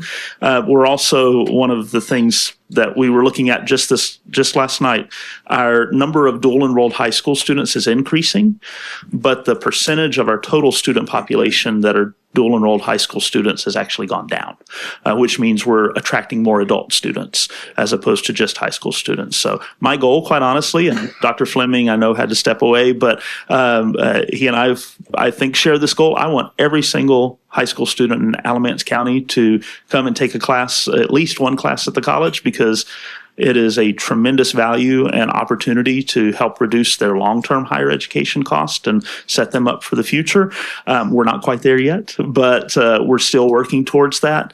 At the same time, we know that a lot of adults everyone needs to learn their entire life. And so we want to support everyone in the community as much as possible. So that's a number of different factors that we're seeing. Do you get a lot of, that they have to have additional training to keep their certification? I know I have to have 30 hours to keep my license.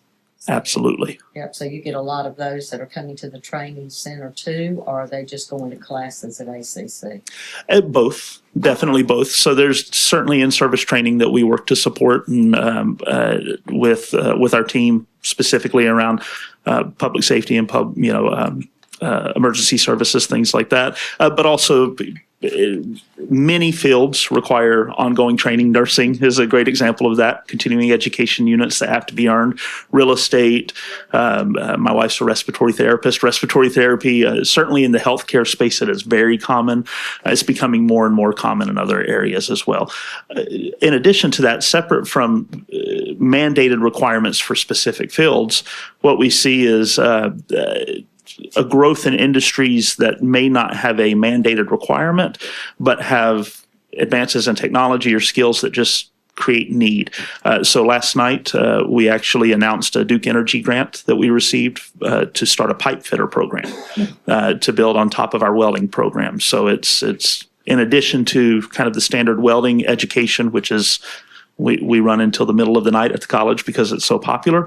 It's an additional opportunity that will help service a need that Duke Energy and other power generation companies and other companies have that will provide a specialized set of skills on top of that. So AI is probably the most obvious one for everyone. I think everyone needs to learn something about AI and at the very least how it's disruptive. So that's an area that we've invested resources in to build out capability as well. One more little thing. You said 6,000 students since October. Yes, ma'am. Is that for the safety part of this, law enforcement? That's specifically the Public Safety Training Center. Yes, ma'am. And they're coming from everywhere, groups. Are they, I mean, we're short in certain things. Are they staying here to apply or are they going back to their hometown, so to speak? Well, we certainly always share with anybody who visits that Alamance County is the best place to live in North Carolina. So we would be thrilled to connect them with the sheriff's office or any of our other local partners to find great opportunities here in Alamance County. We don't actively recruit for other agencies, but certainly I hope and would think that they see the wonderful place that we are to live and to work if they come and visit us. Just to let you know, when my son got out of the military, he went to ACC and he's a travel welder because of you guys and he's doing extremely well. I love to hear that. He's got some I love to hear burns. it. He ain't quite got that master, but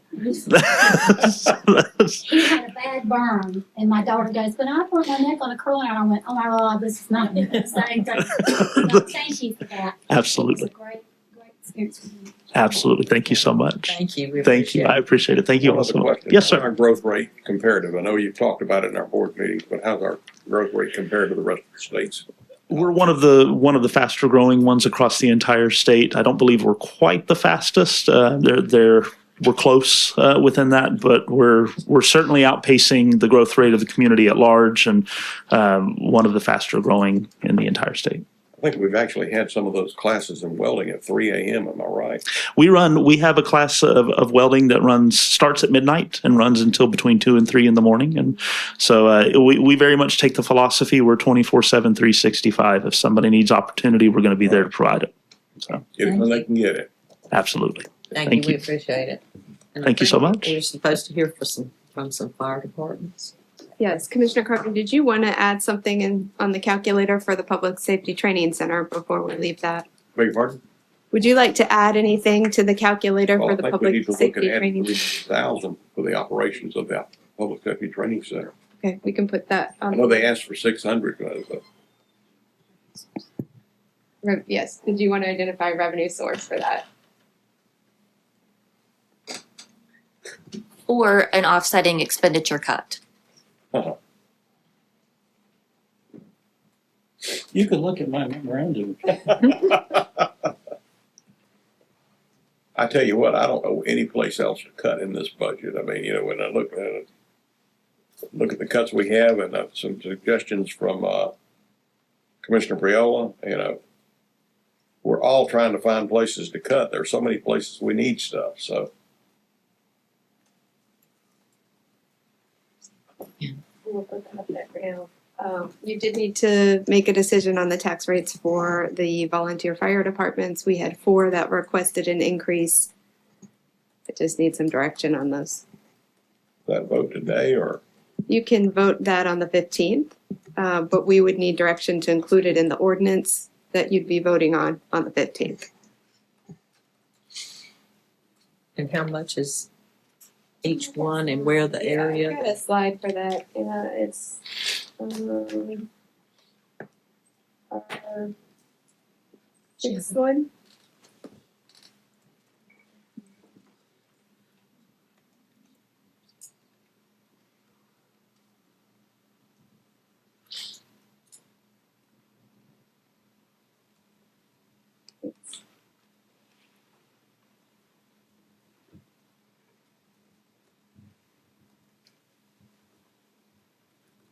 Of the 4, who got the raises last year?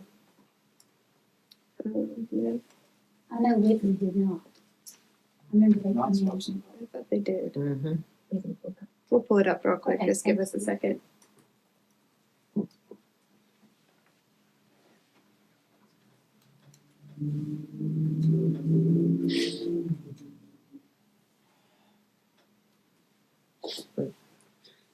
Thanks.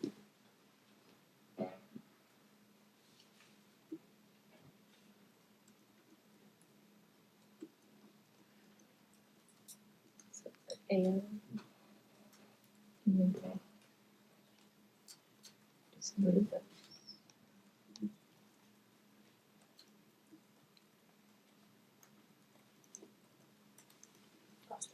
this one. When you just Do we know what those increases generate on the median priced house across the county? We have not done that analysis.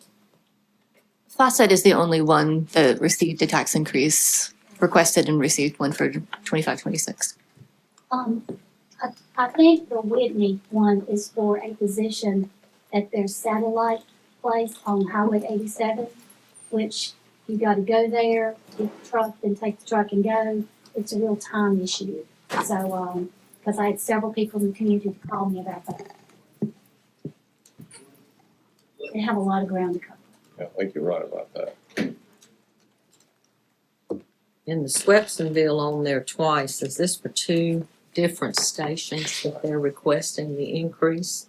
So it's technically 2 different districts, Okay. but they have the same rate. Same agency.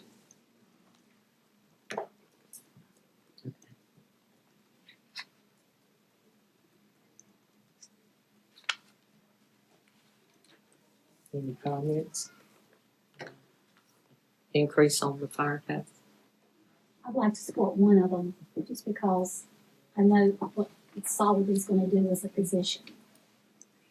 And that's included. Whitney. Anyone else? Probably vote on this one, we vote on the budget on the 2 things, right? That's fine. We just need to reflect in the budget ordinance, so you can let us know. I'd like to know what the impact would be on their property owners. We can certainly bring that calculation back. We can do that and bring it back. And just to add that, I never realized that your volunteer fire departments in your rural communities really affect your homeowner's insurance. Mm-hmm. Oh, yeah. Because we're gonna think about that aspect of it. It is there to see how fast somebody can get to your house before it burns to the ground. Yes. And rescue and everything. I mean, it's so, everything is needed. We've got so much space to cover in miles in this great big box of county. and not only that, but their rating. They come around the state and federal, and they rate you on how old your fire trucks are, your equipment, how many people you have that can respond to fires, and just a number of things. And depending on the rating that you get, also affects your homeowner's insurance policy.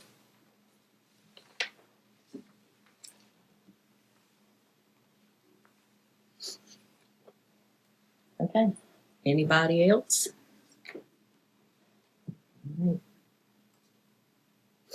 Anything? Anna, can you go back to the calculator just so we can just summarize what adjustments have been proposed?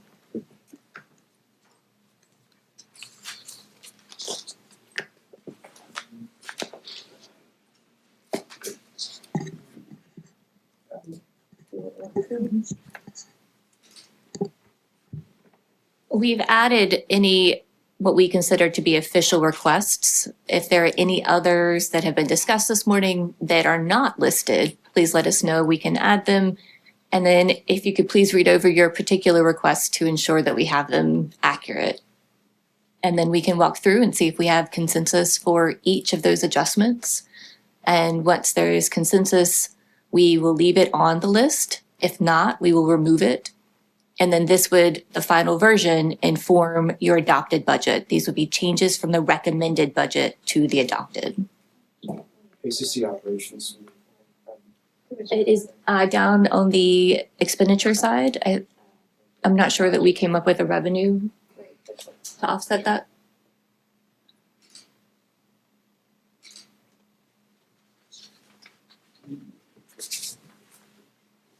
All right, if we can scroll back up to the top, we'll start with the beginning. Would you Sure. kindly read? Oh, please. I'm stretching the eyes here. I am too. Yeah, I can absolutely read them. thank you. It doesn't mention the 12%, maintaining the fund balance at 12% on Priola's suggestions there. Is that a point that you would like to make sure it is clear in the motion? Yes. Okay, we can certainly add that. We went through that last year, and we were trying to project the impact on the fund balance. And there were so many moving pieces to it, we were way off where we thought it was gonna be. I think we thought it was gonna be around 20.3, does that sound right? And we wound up at 16 point something. But the manager projected a 15% fund balance. What I've recommended is taking 3 of those percentage points, maintaining the 12, again, so that the state doesn't have an interest in looking over our shoulder, supervising. Those 3% would generate something like $6.9 million, which would close the gap that we're supposed to have. Give or take a dollar or two. That way, the manager's recommended budget, which has a lot of good stuff, there's things we can individually object to perhaps, but that way we could move ahead with that plan and still not burden the taxpayers with yet another increase. But even the 15% is only an educated guess, correct? That's correct. As of When we get our April, audit, we don't know. That's what Well, happened. yeah, but the audit happens in what, August? Yes. even later. So we've got to project, By December. you know, it's based on, as I understand it, the last audit, which is a year and a half ago. And our best projections as of Yeah. that point in the fiscal year. So we're going to take money out of your savings account to pay your bills again. That's what I'm hearing. That is the proposal. And you have highly recommended that we don't do that. That's correct. But then I'm gonna support that. I'm gonna support, we don't take money out of our savings. You can't operate, it's like operating on credit cards. You just can't do that. We're not taking money out, we're not putting money in, is a better description. We're at the 12%, which is the minimum required. We're not required to fill it all up after digging into it for years on end here. So there's no reason that we have to put more money into the savings account with all the other needs that you and the others, Commissioner Thompson, are supporting, the increases. I'm just saying, I've heard 20% for 5 or 6 years. 20%, 20%. That's all we've been preached to. John used to say, we're gonna get a letter. I think Tim Sutton got a letter. There's a letter on my desk. And I got a letter on your desk, so I'm just saying. It was actually Tom Manning, but Okay, well, John said it, and Tim Sutton said it to me on the phone call before. And I'm just saying, I'm just repeating what we've been preached to. That's all I'm saying. But when you're at a position where you're looking at all kind of things this year, it's, how can we do this without? we actually are looking at taking funds, this projection would take funds out of the fund balance, not keep it from going into it. Not Correct. unassigned funds. It's taking money out of our savings. All right, call it what you will. You've got the taxpayers on the other end that are medications, meals, and mortgages. And here we are deciding, gee, we've got to put more money in the savings account when we're meeting the services. The manager's budget doesn't cut services per se. What we're doing is maintaining that with the hope of more revenues, sales tax and other increases in revenues in the next cycle. There's nothing in there that we can't postpone at this juncture that's absolutely critical. If we're talking about critical stuff, that's one thing. Then we should pay for it. If we're talking about things that would be nice to have, that's an entirely different thing. And a lot of these are nice to haves. You take the library system, there's a lot of nice to haves in that.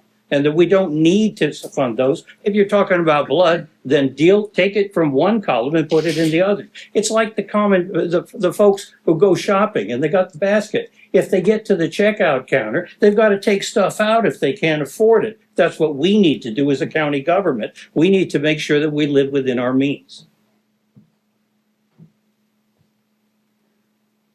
Is there consensus? We've heard one unofficial vote, no need to take an official vote today, but is there consensus for Commissioner Priola's request to replace the property tax increase recommended in the manager's budget with unassigned fund balance while maintaining unassigned fund balance at 12%? This thing he gave us, Option 1, yes. I'm a no. Thumbs up, thumbs down. We can go as unofficial as you like.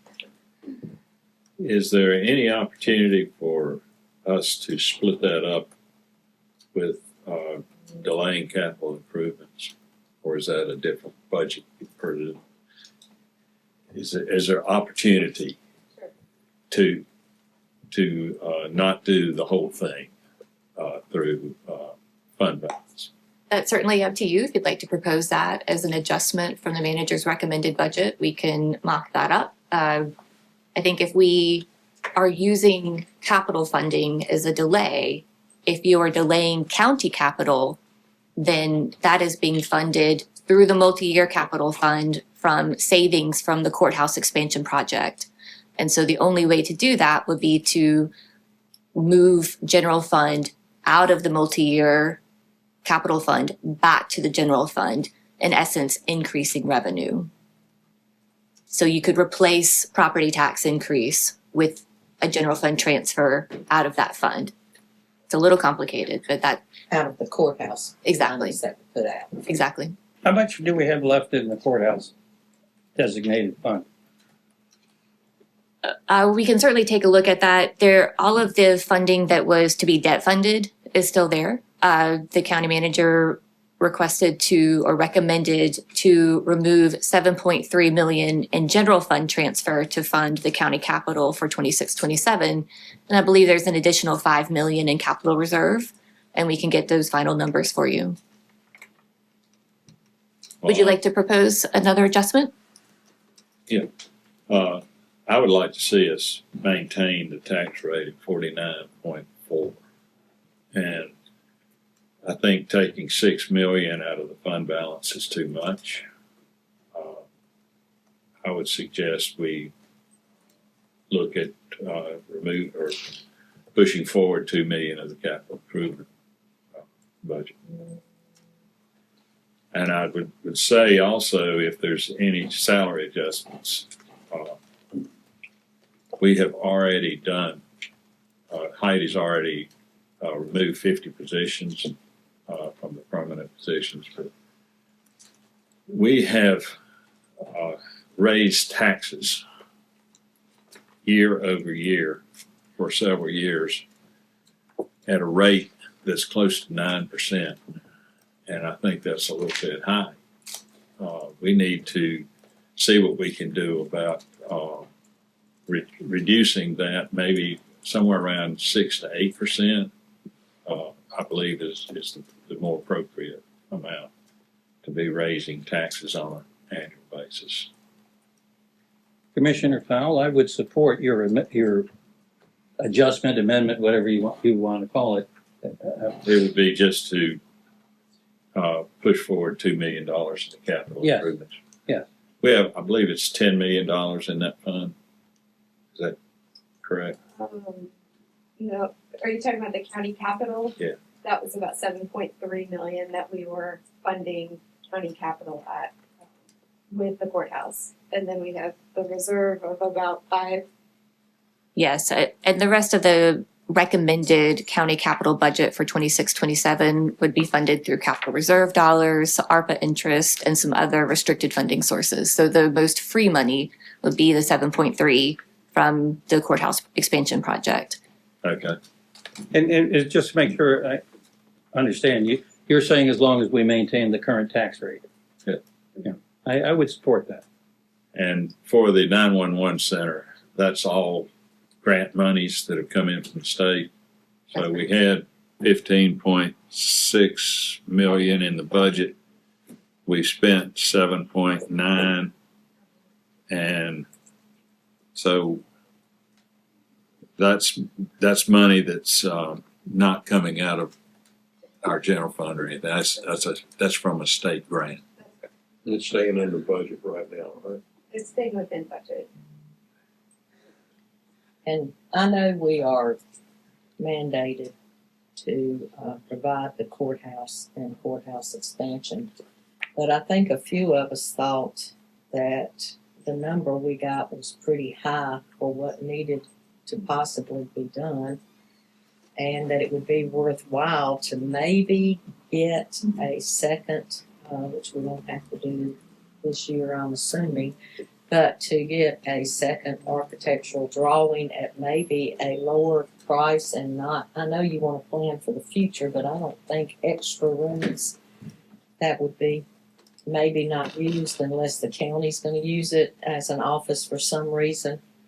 That the courthouse, I mean, you know, that was a big, huge expense that was going to come out of the budget. And I know we have to have a courtroom for every judge, and that we do need another room for the jurors. So nothing is coming out of your budget for the courthouse project, the upcoming budget. The full project would need to be financed at this point. The only thing that we're spending money on is the design, which we'll plan to bring back to the board in November for an update on what that looks like and what the budget projections look like. And for the that. total amount on that's 35 million, is that? I think it was around 37 million 37. Okay. is what it's being designed as. This design, what have we spent with the people that we've come in here, because it was at 99, then 70 something, then Yes. 50 something, Yeah. then 30 something. And as I sit here, every judge in this county has a courtroom they can operate out of, even after 2 o'clock. That was one of the questions that I had responded to. Let me find that for you real quick, how much we have spent on design work. Sorry. And while you're doing, where did the Martin Street building come out of? What pot of money did that come out of? Is that a loan or did that come out of capital? What is Martin Street? Oh, elderly services. That was. County capital reserve is what we funded the renovations within your CIP for that project. The amount that has been spent on the architectural drawings for the courthouse project, the contract is 3.148 million for the design.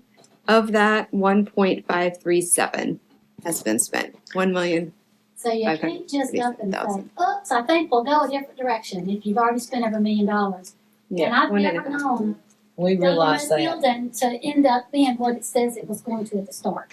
And I have never seen anything being built that there wasn't an additional cost. And I'm sure y'all filtered that in, that they'll find, I understand there's a creek or something that runs up under the court. I don't think that furniture and parking have been included in this master plan.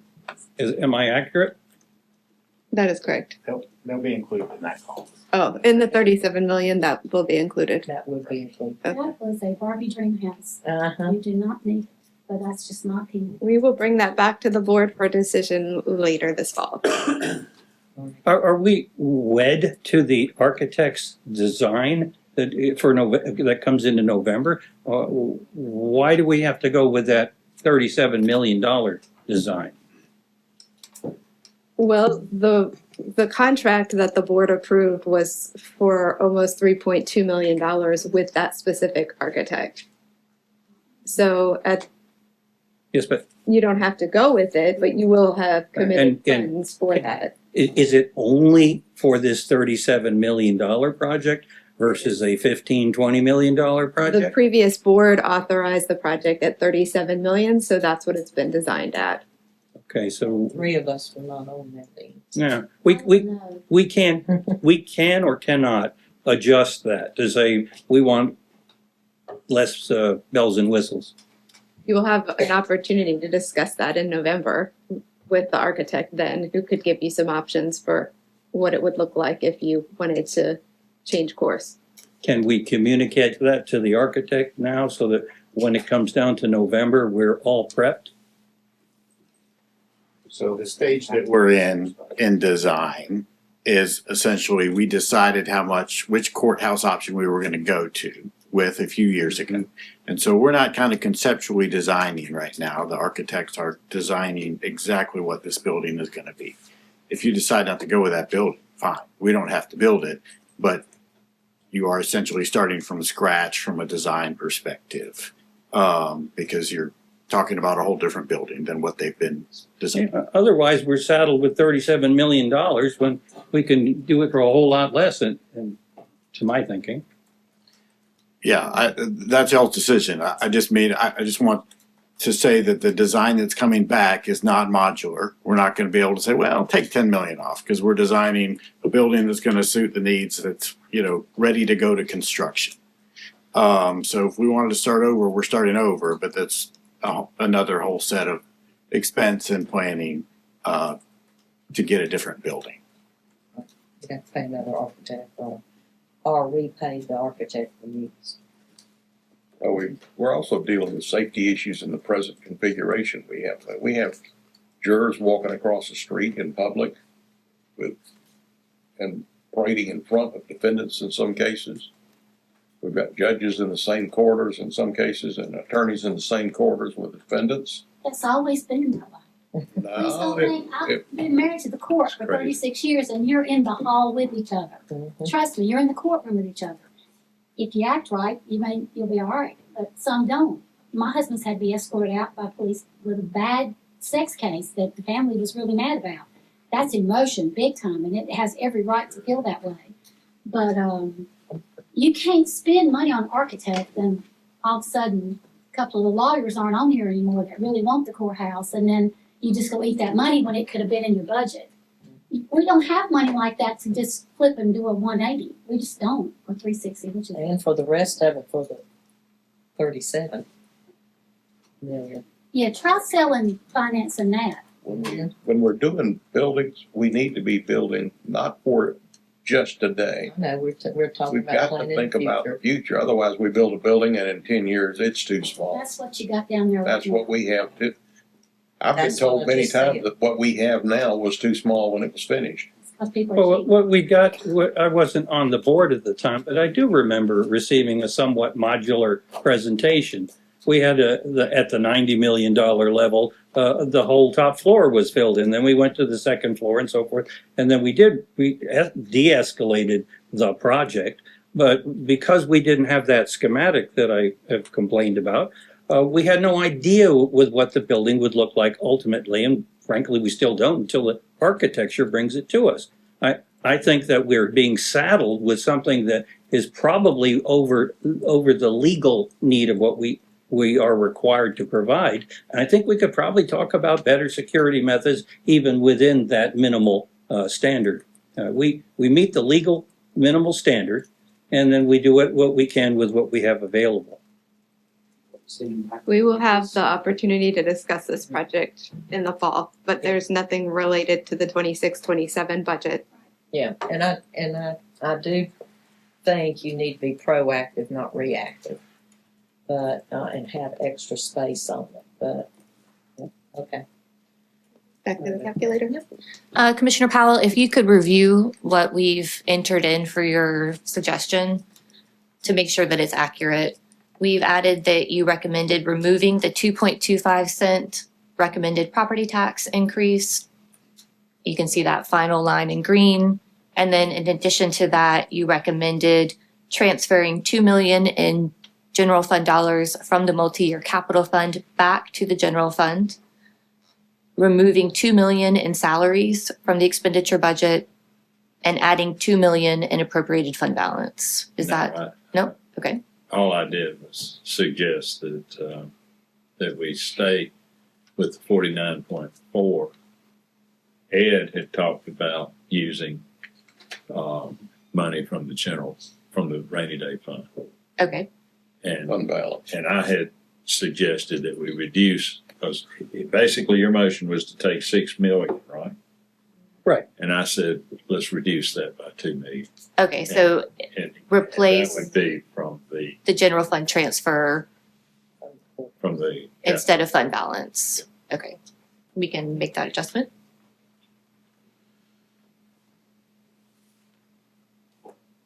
And while we're doing this, let's pray that we don't get strapped with them in a corner next year. There's always a corner. Because I look at the world and I'm thinking, Lord have mercy. We might be sitting here next year waiting on General Assembly to pass the budget. Well, we may not all be here next year, so. Yeah, They might not either. that's what I told somebody, none of us may be here next year. I did want to just point out that the motion would take non-recurring funds from your capital and non-recurring funds from your fund balance and put it into a recurring operating budget. So we will absolutely be at the same place next year because those funds will have been used. Just want to make sure we're clear that these are non-recurring sources. Any place to go back to. With Commissioner Powell's amendment here, what level then percentage-wise are we with the unassigned fund balance? We really won't know what our unassigned fund balance is until the audit is complete. It is a shot in the dark. Right, but you're projecting it already. So what would you project it to be with these amendments? So you've got the magic calculator there. We can figure a percentage because it's going to go up from 12. It would be somewhere between 12 and 15%, right? If Okay. 15% All right. was no use of fund balance and 12% is taking 6 million, I think somewhere Okay. in there. So we're moving in a direction you would support. The direction, that is. Oh, did I nail you I on that? don't know what to say about that. You want 50%, I know. I don't want 50%. I think that there is value in making prudent decisions, and I understand the pleasure of the board is to not increase taxes. That was not fair, I apologize. Are the county employees, is that being affected? Like with the raise, the things that you do that we had for the salary studies and all that kind of stuff, is that being? Right now, Okay. I don't believe there's an adjustment to that. Is that right, Commissioner Powell? You mentioned salaries, but then it sounds like you may have backed off of that at the moment. Yeah, I'd just like to summarize where I think we're going. Okay. And that would be that we have a $6 million hole. It's just a little over 6. Correct. If we don't increase the tax rate. So the recommendation is to leave the tax rate where it is. Right. So what are we going to do for that 6 million? And we have already adjusted salaries. That's already been done. You have already taken that in advance of this meeting. So we have made some adjustments there. In terms of cutting positions. Yes, cutting positions. So, That's correct. so, you know, in addition to that, the unassigned fund balance would be a source that we could go to. I don't like going there, and I know we're getting down to a critical amount. We already probably are. So with the salary adjustments already been made, using some of the unassigned fund balance, and a third area being reducing capital improvements budget. Those three areas would be what we would be using to keep the tax rate where it is by making actual cuts in those areas. So would it be about 4 million from fund balance and 2 million from capital that you would combine to get your 6 million? Yeah. Okay. And so I've updated the motion to say cut 2 million from capital, which would be a transfer in of $2 million from the multi-year capital fund of general funds, and increase unassigned fund balance of $4,184,562, which would be the balance of that tax increase. Correct. All right. So would we prefer to use Commissioner Powell's recommended adjustment over Commissioner Priola's? Okay. We would prefer to use Commissioner Powell. All right, then I will remove yours, Commissioner Priola. I'll leave it up there for now.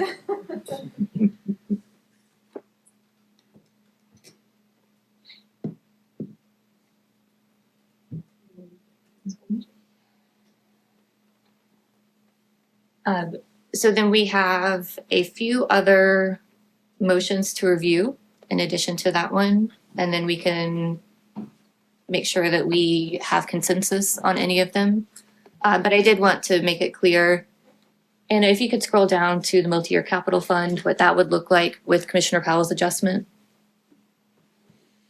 And so this is where we show that we would be transferring 2 million out of the multi-year capital fund, both on the revenue side, and then we would cut expenditures in the multi-year capital fund by 2 million. Okay, all right. And if you'll scroll back up. Before you move that, does that have anything to do with ABSS? No.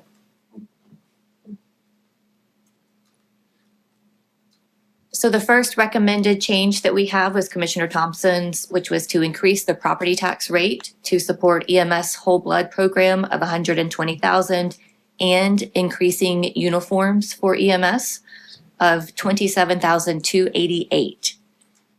Is there consensus to approve this adjustment? Is that everything? The- Josh had mentioned something about 50-something. He was just saying that the difference, the 27,288 is the difference from what we would typically budget. So is that a increase? That is an increase. 49.4% tax rate. That's correct. I'm opposed to that. I'm opposed to that. But having said that I'm opposed to that, as long as the rate stays where it is, I support that. But we're talking blood. So I think that if we can find the savings elsewhere, I don't object to something in and something out, cost-wise, expense-wise. I think there are other things that we can eliminate because they're not essential. This is important. There's a lot of importance that has been pointed out. So that's where I stand. We keep the tax rate where it is, and if we can figure out a way to put this in there and remove some other expenditure, I'm okay with that. We're looking at taking 4 million out of the fund balance, another 147,000. Well, we've got that compression study, for example, at $150,000. I see no reason we can't postpone that. It's not critical, essential that we had to do it yesterday or today for that matter. So That, I would suggest that we postpone that. That brings us where we need to be with the 150. It's not time sensitive. It was a best practice to continue to evaluate our salaries and every year do something to move the needle with employees. We can find ourselves when we don't keep up year after year in a big hole, and then we need to ask for a lot of money to do something. So we try to do something incremental each year, and after we did the market studies, our intention was to address compression of pay. And I can tell you from experience, you don't want to get where we were. It's really tough to dig out of that hole. It is tough. Nothing personal, but I cannot support the additional 300,000 for ACC because in 2018 it was 10.4 million, and in 2023 it became 20-something million with 5.5 million from Philberger for the indoor gun range, and it's an elite place. It's a rock star. It is, but that I don't know. I just can't. That's just going to keep going. And when you hear that all those people that come and finish, and we get all those 5,000, 6,000 people, and that has to go through another place to come back down to us, and that's just the way it works. Big things become bigger, and so that's just my personal opinion. Nothing against it, but that's just another additional expense for something that has already cost the county and the bond money more than twice. And if we hadn't had the 5.5 million, the gun range wouldn't even be there. So for that, I'm thankful. But that's just my opinion. Well, the 300,000 isn't capital. It's not I an don't addition care. to capital. I don't It's care. operations. I know that, but money's money. That's all you can say. And now you're spending 800,000 to build a fire tower in Burlington where they used to train because you can put it out with water, or you can't on the site because of the water pressure from Greenwood. It just all goes together. That I didn't support that because of that water pressure, and that's nobody's fault. It's just what it is. But that's just my opinion. I don't think I'll have the vote. It's okay. And we will absolutely get to that point in just a minute. So going back to the whole blood program, we've had an adjustment recommended by Commissioner Priola that instead of increasing the tax rate, we would offset the increase for EMS by removing or delaying the compression study by additional year. That is in total in the budget for 150,000, but we could certainly adjust that to 147,288 to make that a net zero change. Do we have consensus for that adjustment to Commissioner Thompson's original request? All right, I see 4 nods, okay. I don't know. Here. Compression for the. Are you swapping compression for blood? It's like, Okay. but you need compression if you're bleeding out. No, I mean, But I know what you're saying. you need to. You need a tourniquet. I got it. I can whip you up and say that. That's if you use it as a tourniquet. We're making really good progress. So before we make our final adjustment review, let's discuss the ACC adjustment. Commissioner Carter, you mentioned an additional 300,000 for the ACC Public Safety Training Center operating costs. We did not discuss an offsetting revenue or reduction in expenditures. Did you have a few thoughts for that? I haven't found many places for either other than fund balance right now. Okay. We're cutting revenues to the bone, we're cutting expenses to the bone, so.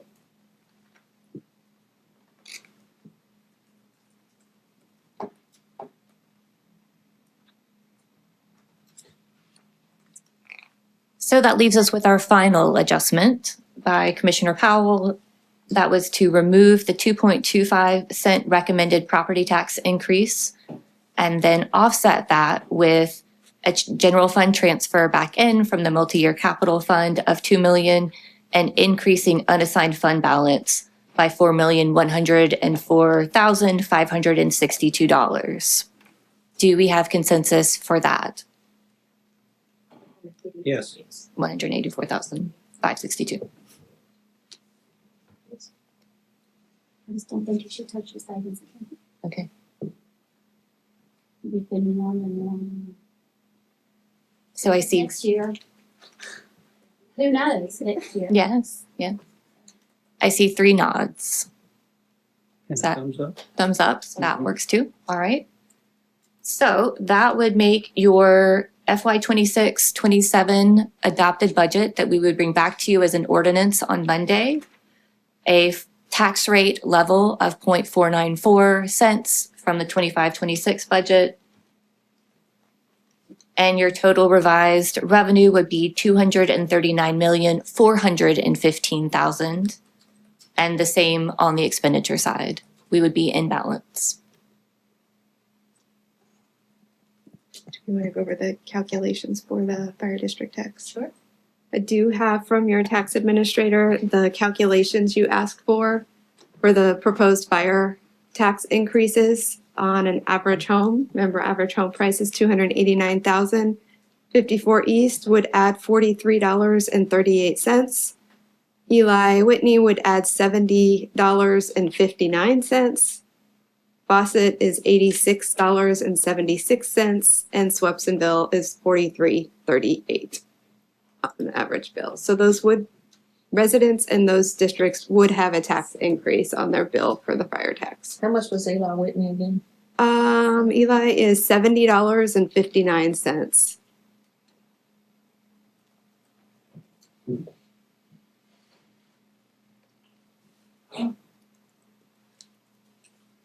Did we get some particulars from the departments about the need for the increase? By department. We did get some of that, but we do have them present here if you'd like to hear from them. Yeah, I would like to know what the critical needs are versus, the must-haves and why we've got to do it at this point. Yeah, unfortunately, I think they've left for today. No, there's still a few up here. They still have a few chiefs here. Well, Eli Whitney's gone. like the Eli Whitney, divided by 12 would be $5.83 more a month. And I know very few places that do not support their volunteer fire departments. And that's an actual position on the site. Are we inviting the? Yeah, come on up, speak. Good afternoon, Madam Chair, Commissioners. My name is Steve Couturier, Fire Chief, Swepsonville Fire Department, and 54 East Fire Department. That spreadsheet's not on the list. So we are proposing a 1.5 cent tax increase for both tax districts. Swepsonville is unique. We have 2 tax districts and 1 fire district. Okay. What does that 1.5 cent mean in our budget? It's an increase of $358,000 from 25-26 to 26-27. And what's the focus or parameters of that? Twofold. We are up to 5 vacant positions in a department of 9 positions full-time, and we've been there for almost 2 years. And we rack our brains on how to entice people to apply and serve our community. And we do not have state retirement. So we're down to a 2-year lapse in having people apply with us. And salary is the only thing we can come up with to try. So a salary increase, a starting salary increase, and finance was submitted a budget plan for us. Salary increase from $55,000 starting salary to $65,000 starting salary. For the 9 positions that we have, 5 are vacant again. And also an increase in our part-time pay for our personnel.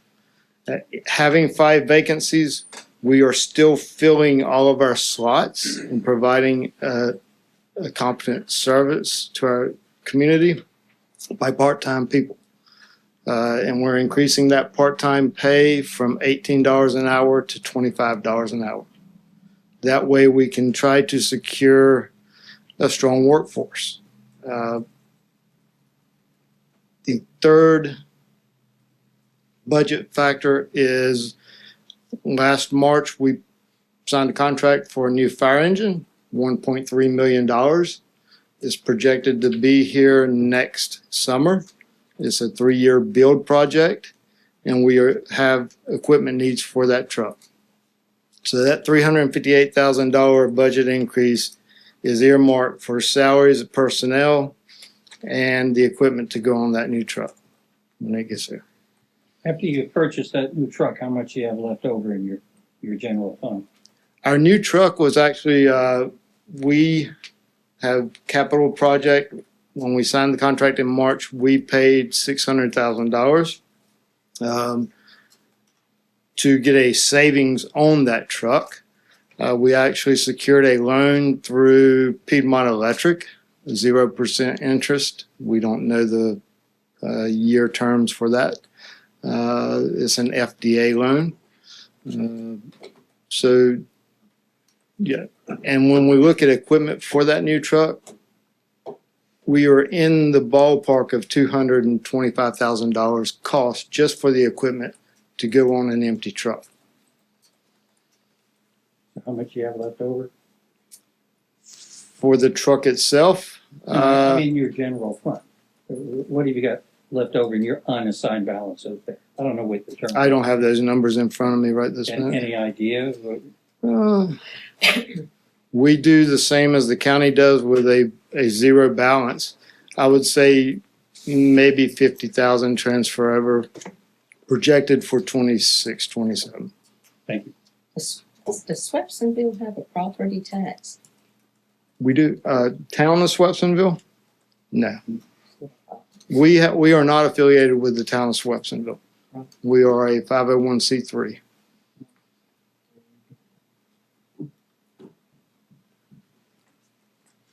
Chief, what's your response time for your district?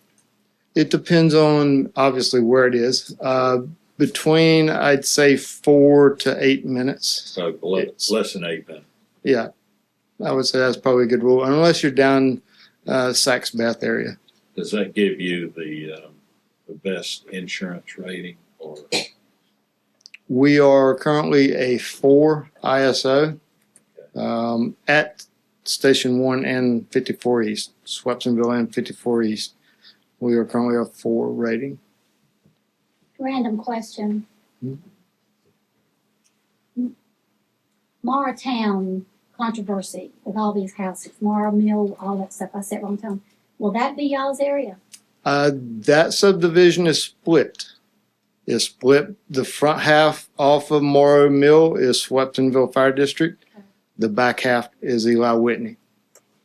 Not close to either one of you, really. Both departments have met. We are talking with Fire Marshal's office and working out a plan for that zone.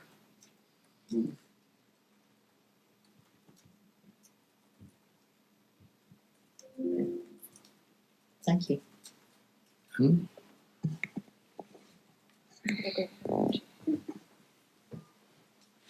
So another fire department? Yes, ma'am. Fawcett Fire Department. Fawcett, okay.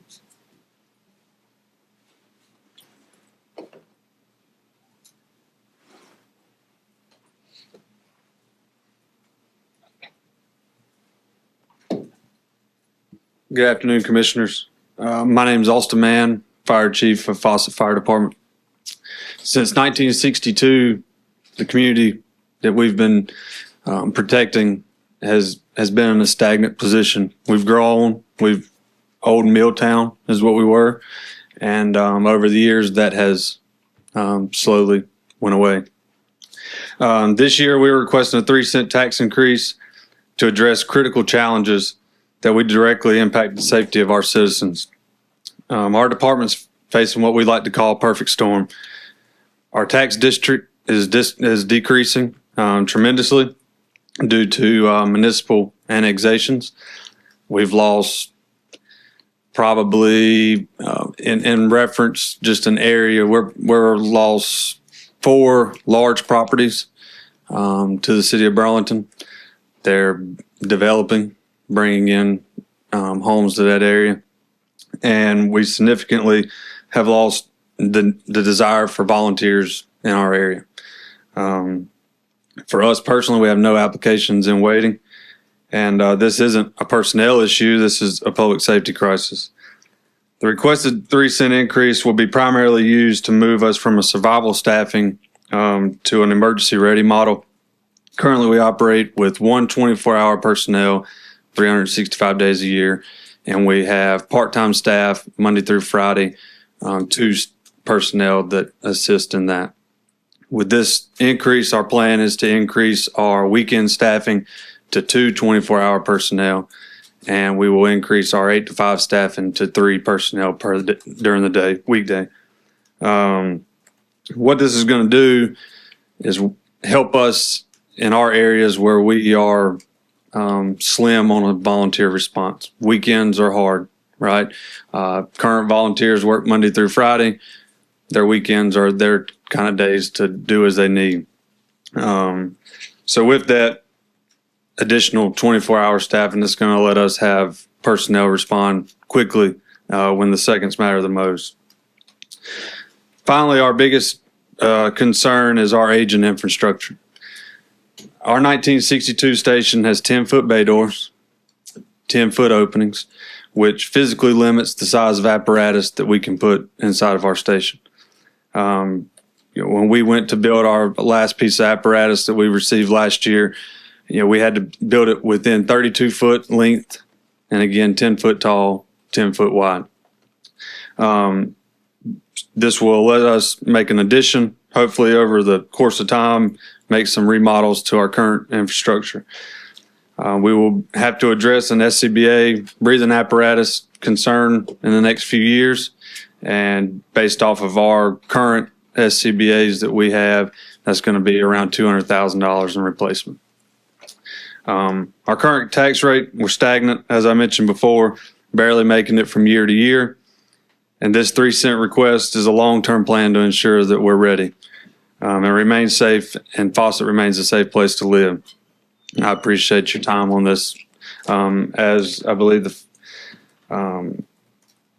finance had mentioned, and I had this figure earlier, but we're about $30 extra a year at a $100,000 home, give or take. So throughout our district. What is SCBA? What is that acronym for? SCBA, self-contained breathing apparatus. So our air packs, what we use to fight fires. And how many volunteers do you have on your roster? To date, we have 30 volunteers on our roster. Thank you. So where is Burlington, if they've annexed this? Is this the Burlington that's below East Lawn? Isn't there a fire station out that way? Yes, sir. So if you're familiar with Glencoe Mill Village area, okay, as you're coming up 62 North, West Old Glencoe, East Old Glencoe Road, if you were to take East Old Glencoe, they've just had a large portion of property that they're brought in. There's been several remarks that there's 4 other pieces of property that they are purchasing, or some developers are purchasing to build housing developments on, and they are starting that process as well. Are y'all 62? Yes, ma'am. 62 Carolina Road, Union Ridge. Yeah. So Burlington would have, pray tell they don't have another Burlington call. You guys will be there at that. Yeah. Well, our response time for into their district is pretty, quick compared to what they can do. Yeah. And you run mutual aid with your other fire. We do. Yes, ma'am. We support all of, any kind of department that would need it. Yes, ma'am.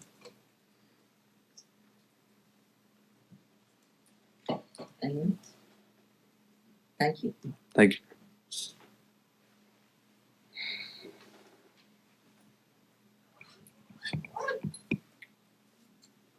No fire departments here? I don't believe we have anyone from Eli Whitney, but we do have information from their request, and we can certainly have them come back on Monday if you have additional questions beyond what they shared. Much like the other information that was shared, they were looking for funding to support additional staffing, permanent staffing, replacing expired turnout gear, 12 sets, hydrant repair, maintenance of their aging fleet, replacing a PFAS filter is apparently going to be very costly. And then also insurance increases such as for medical insurance for staff. That was the one that their water was high in PFAS, correct? We still got the big truck out there. And what other fire department just tested for that? Was it AA? Okay. Yeah, that's I went to that meeting. That's a big deal. Mhm. And I guarantee they won't be the only two. It will start snowballing. And their chief was here earlier but had to leave. Conceptually, I don't have a problem with taking care of our first responders. 3 cents, can they make deal with 2 cents or even 1 cent on the levy? So I'd like to know a little bit more about that. You know, the truck, for example, is a good consideration, something I can wrap my mind around. If we can lessen the tax burden in localities and still move the ball forward, then I would fundamentally support that. But I'd like to make sure that this increase of 3 cents, pretty substantial, for example, is entirely required. And if he based that on $100,000 on their homes, which if you've ever gone through Carolina, that may be accurate, but they do have a lot of homes that are probably of 269 and up along the main road where that fire station sits. About an $86 increase. And $740 a month additional tax if you do it by month. Do you cover Glencoe Millville? Yes, sir. Yeah, those homes Mm-hmm. have some really heavy values on them, Mm-hmm. and historic value. It's right across the street. I think it's Hickory. That's some nicer houses down there too. Yes. Across from y'all. A couple of friends that live in there, nice homes. Okay. Would you like us to, or would you like to propose a decrease in the increase to the property tax I'd for like a those little rates? more information Okay. from each of the companies. And so that we, you know, if they need it, they need it. You know, it's life-saving and so forth. But let's make sure we need it on that 1.5 cents, for example, instead of 3 that would be beneficial over a long term, so that we can take care of the absolute needs. We could ask for a prioritized list of their items and then make sure that you all have access to that and then ask them to be present on Monday for you to make that decision and ask any additional questions. Yeah, that would be prudent and helpful, yes. And because Swepsonville is divided, then the 0.1 or the 1.5 is gonna go half to one established homes and the other's going to the other, so it's not that they're getting 0.3. Well, don't forget, down there at the end of Sykes Pole near that landfill, you just heard him say Swepsonville and Whitney. That's more expense and time for them if they've got, once that gets built up. And somebody had mentioned that the buyer or the builder had mentioned that they would be willing to provide a station there out of their money. I'm sorry, right, what? A station out of their Okay. money, a fire station out of their money. And for one thing, people probably couldn't afford the fire tax out there as far away as they would be and all, but that's not their problem. But I did understand, did you hear that too, that they were saying that the contractor, the builder, whatever, said he would be willing to provide a station out there for them. And that would, yeah, Maybe that you would can have find out to if be, it's gonna work there too. that would have to be in writing, yeah. Nevin's gonna have to find 16 people to run that full time.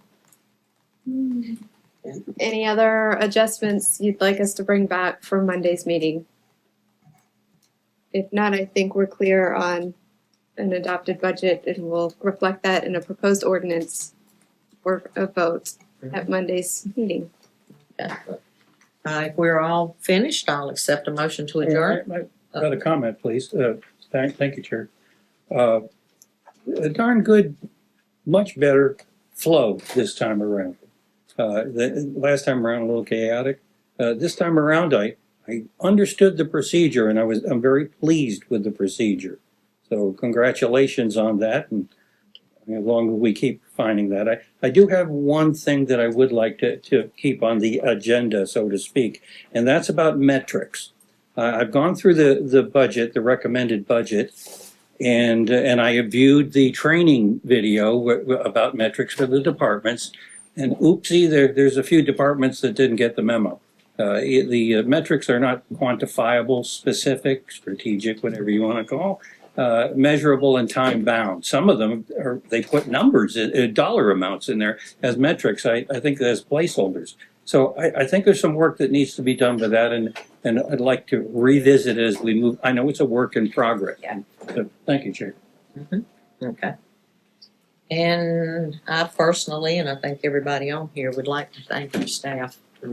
Y'all are rock stars. You do a fantastic job, all of you and everybody that I've talked to. And we really appreciate everything that you're doing and the answers to all our questions and everything too. I did have one other question. Mm-hmm. Mr. Fowler, do we have anybody at risk right now of being foreclosed? I mean, we always have folks in that, not at risk of foreclosure, but they're in the process. I'll let Rick speak to that. He knows probably what his staff had on the agenda. Yeah, so we just had a tax sale the other day. We sold several properties that had not paid taxes recently. Of those, there were no occupied residences. We sold some vacant lots. We're waiting on the upset period to end on those right now. So like Mr. Fowler said, there's always people who are behind. We do our very best to make sure that we find ways to help people get through and come current on their taxes, making sure they understand, of course, that if they're not current, they're paying interest on the taxes they owe the county in addition to the taxes themselves. So we always have folks who are delinquent, but we do our best not to try to evict people and foreclose on properties that are occupied if we can avoid it. Well, I think it might be a good idea for us when we're talking to our legislators, and maybe even as you're working with the committee that you're on, to try and find a way to improve the homestead and caretaker Circuit breaker exemptions. And veterans also get an exemption. We heard a number of comments about people that weren't able to qualify because they were just over. Mm-hmm. I mean, that number's pretty low. And the income number is pretty low. 38.8. And in this day and age, the cost of everything going up, that income number probably ought to be raised. Agreed. Thank you. I know we met with a veteran over here and about veterans benefits as far as stuff on that. Depending on where you're living, how much money that would take out of your tax base. Like if you're in Fayetteville or Jacksonville or places like that, I think we're supporting a little over 12,000 veterans here. It's just so much need for so many people that have served. And I won't back down on that, but it's just it's a real tough time. But it's always been a tough time since the beginning, and we just got to do the right thing to make sure we have balance across the county with all the departments. So if there's nothing else, except a motion to adjourn. Motion to adjourn. Second. All in favor? Aye. We're adjourned.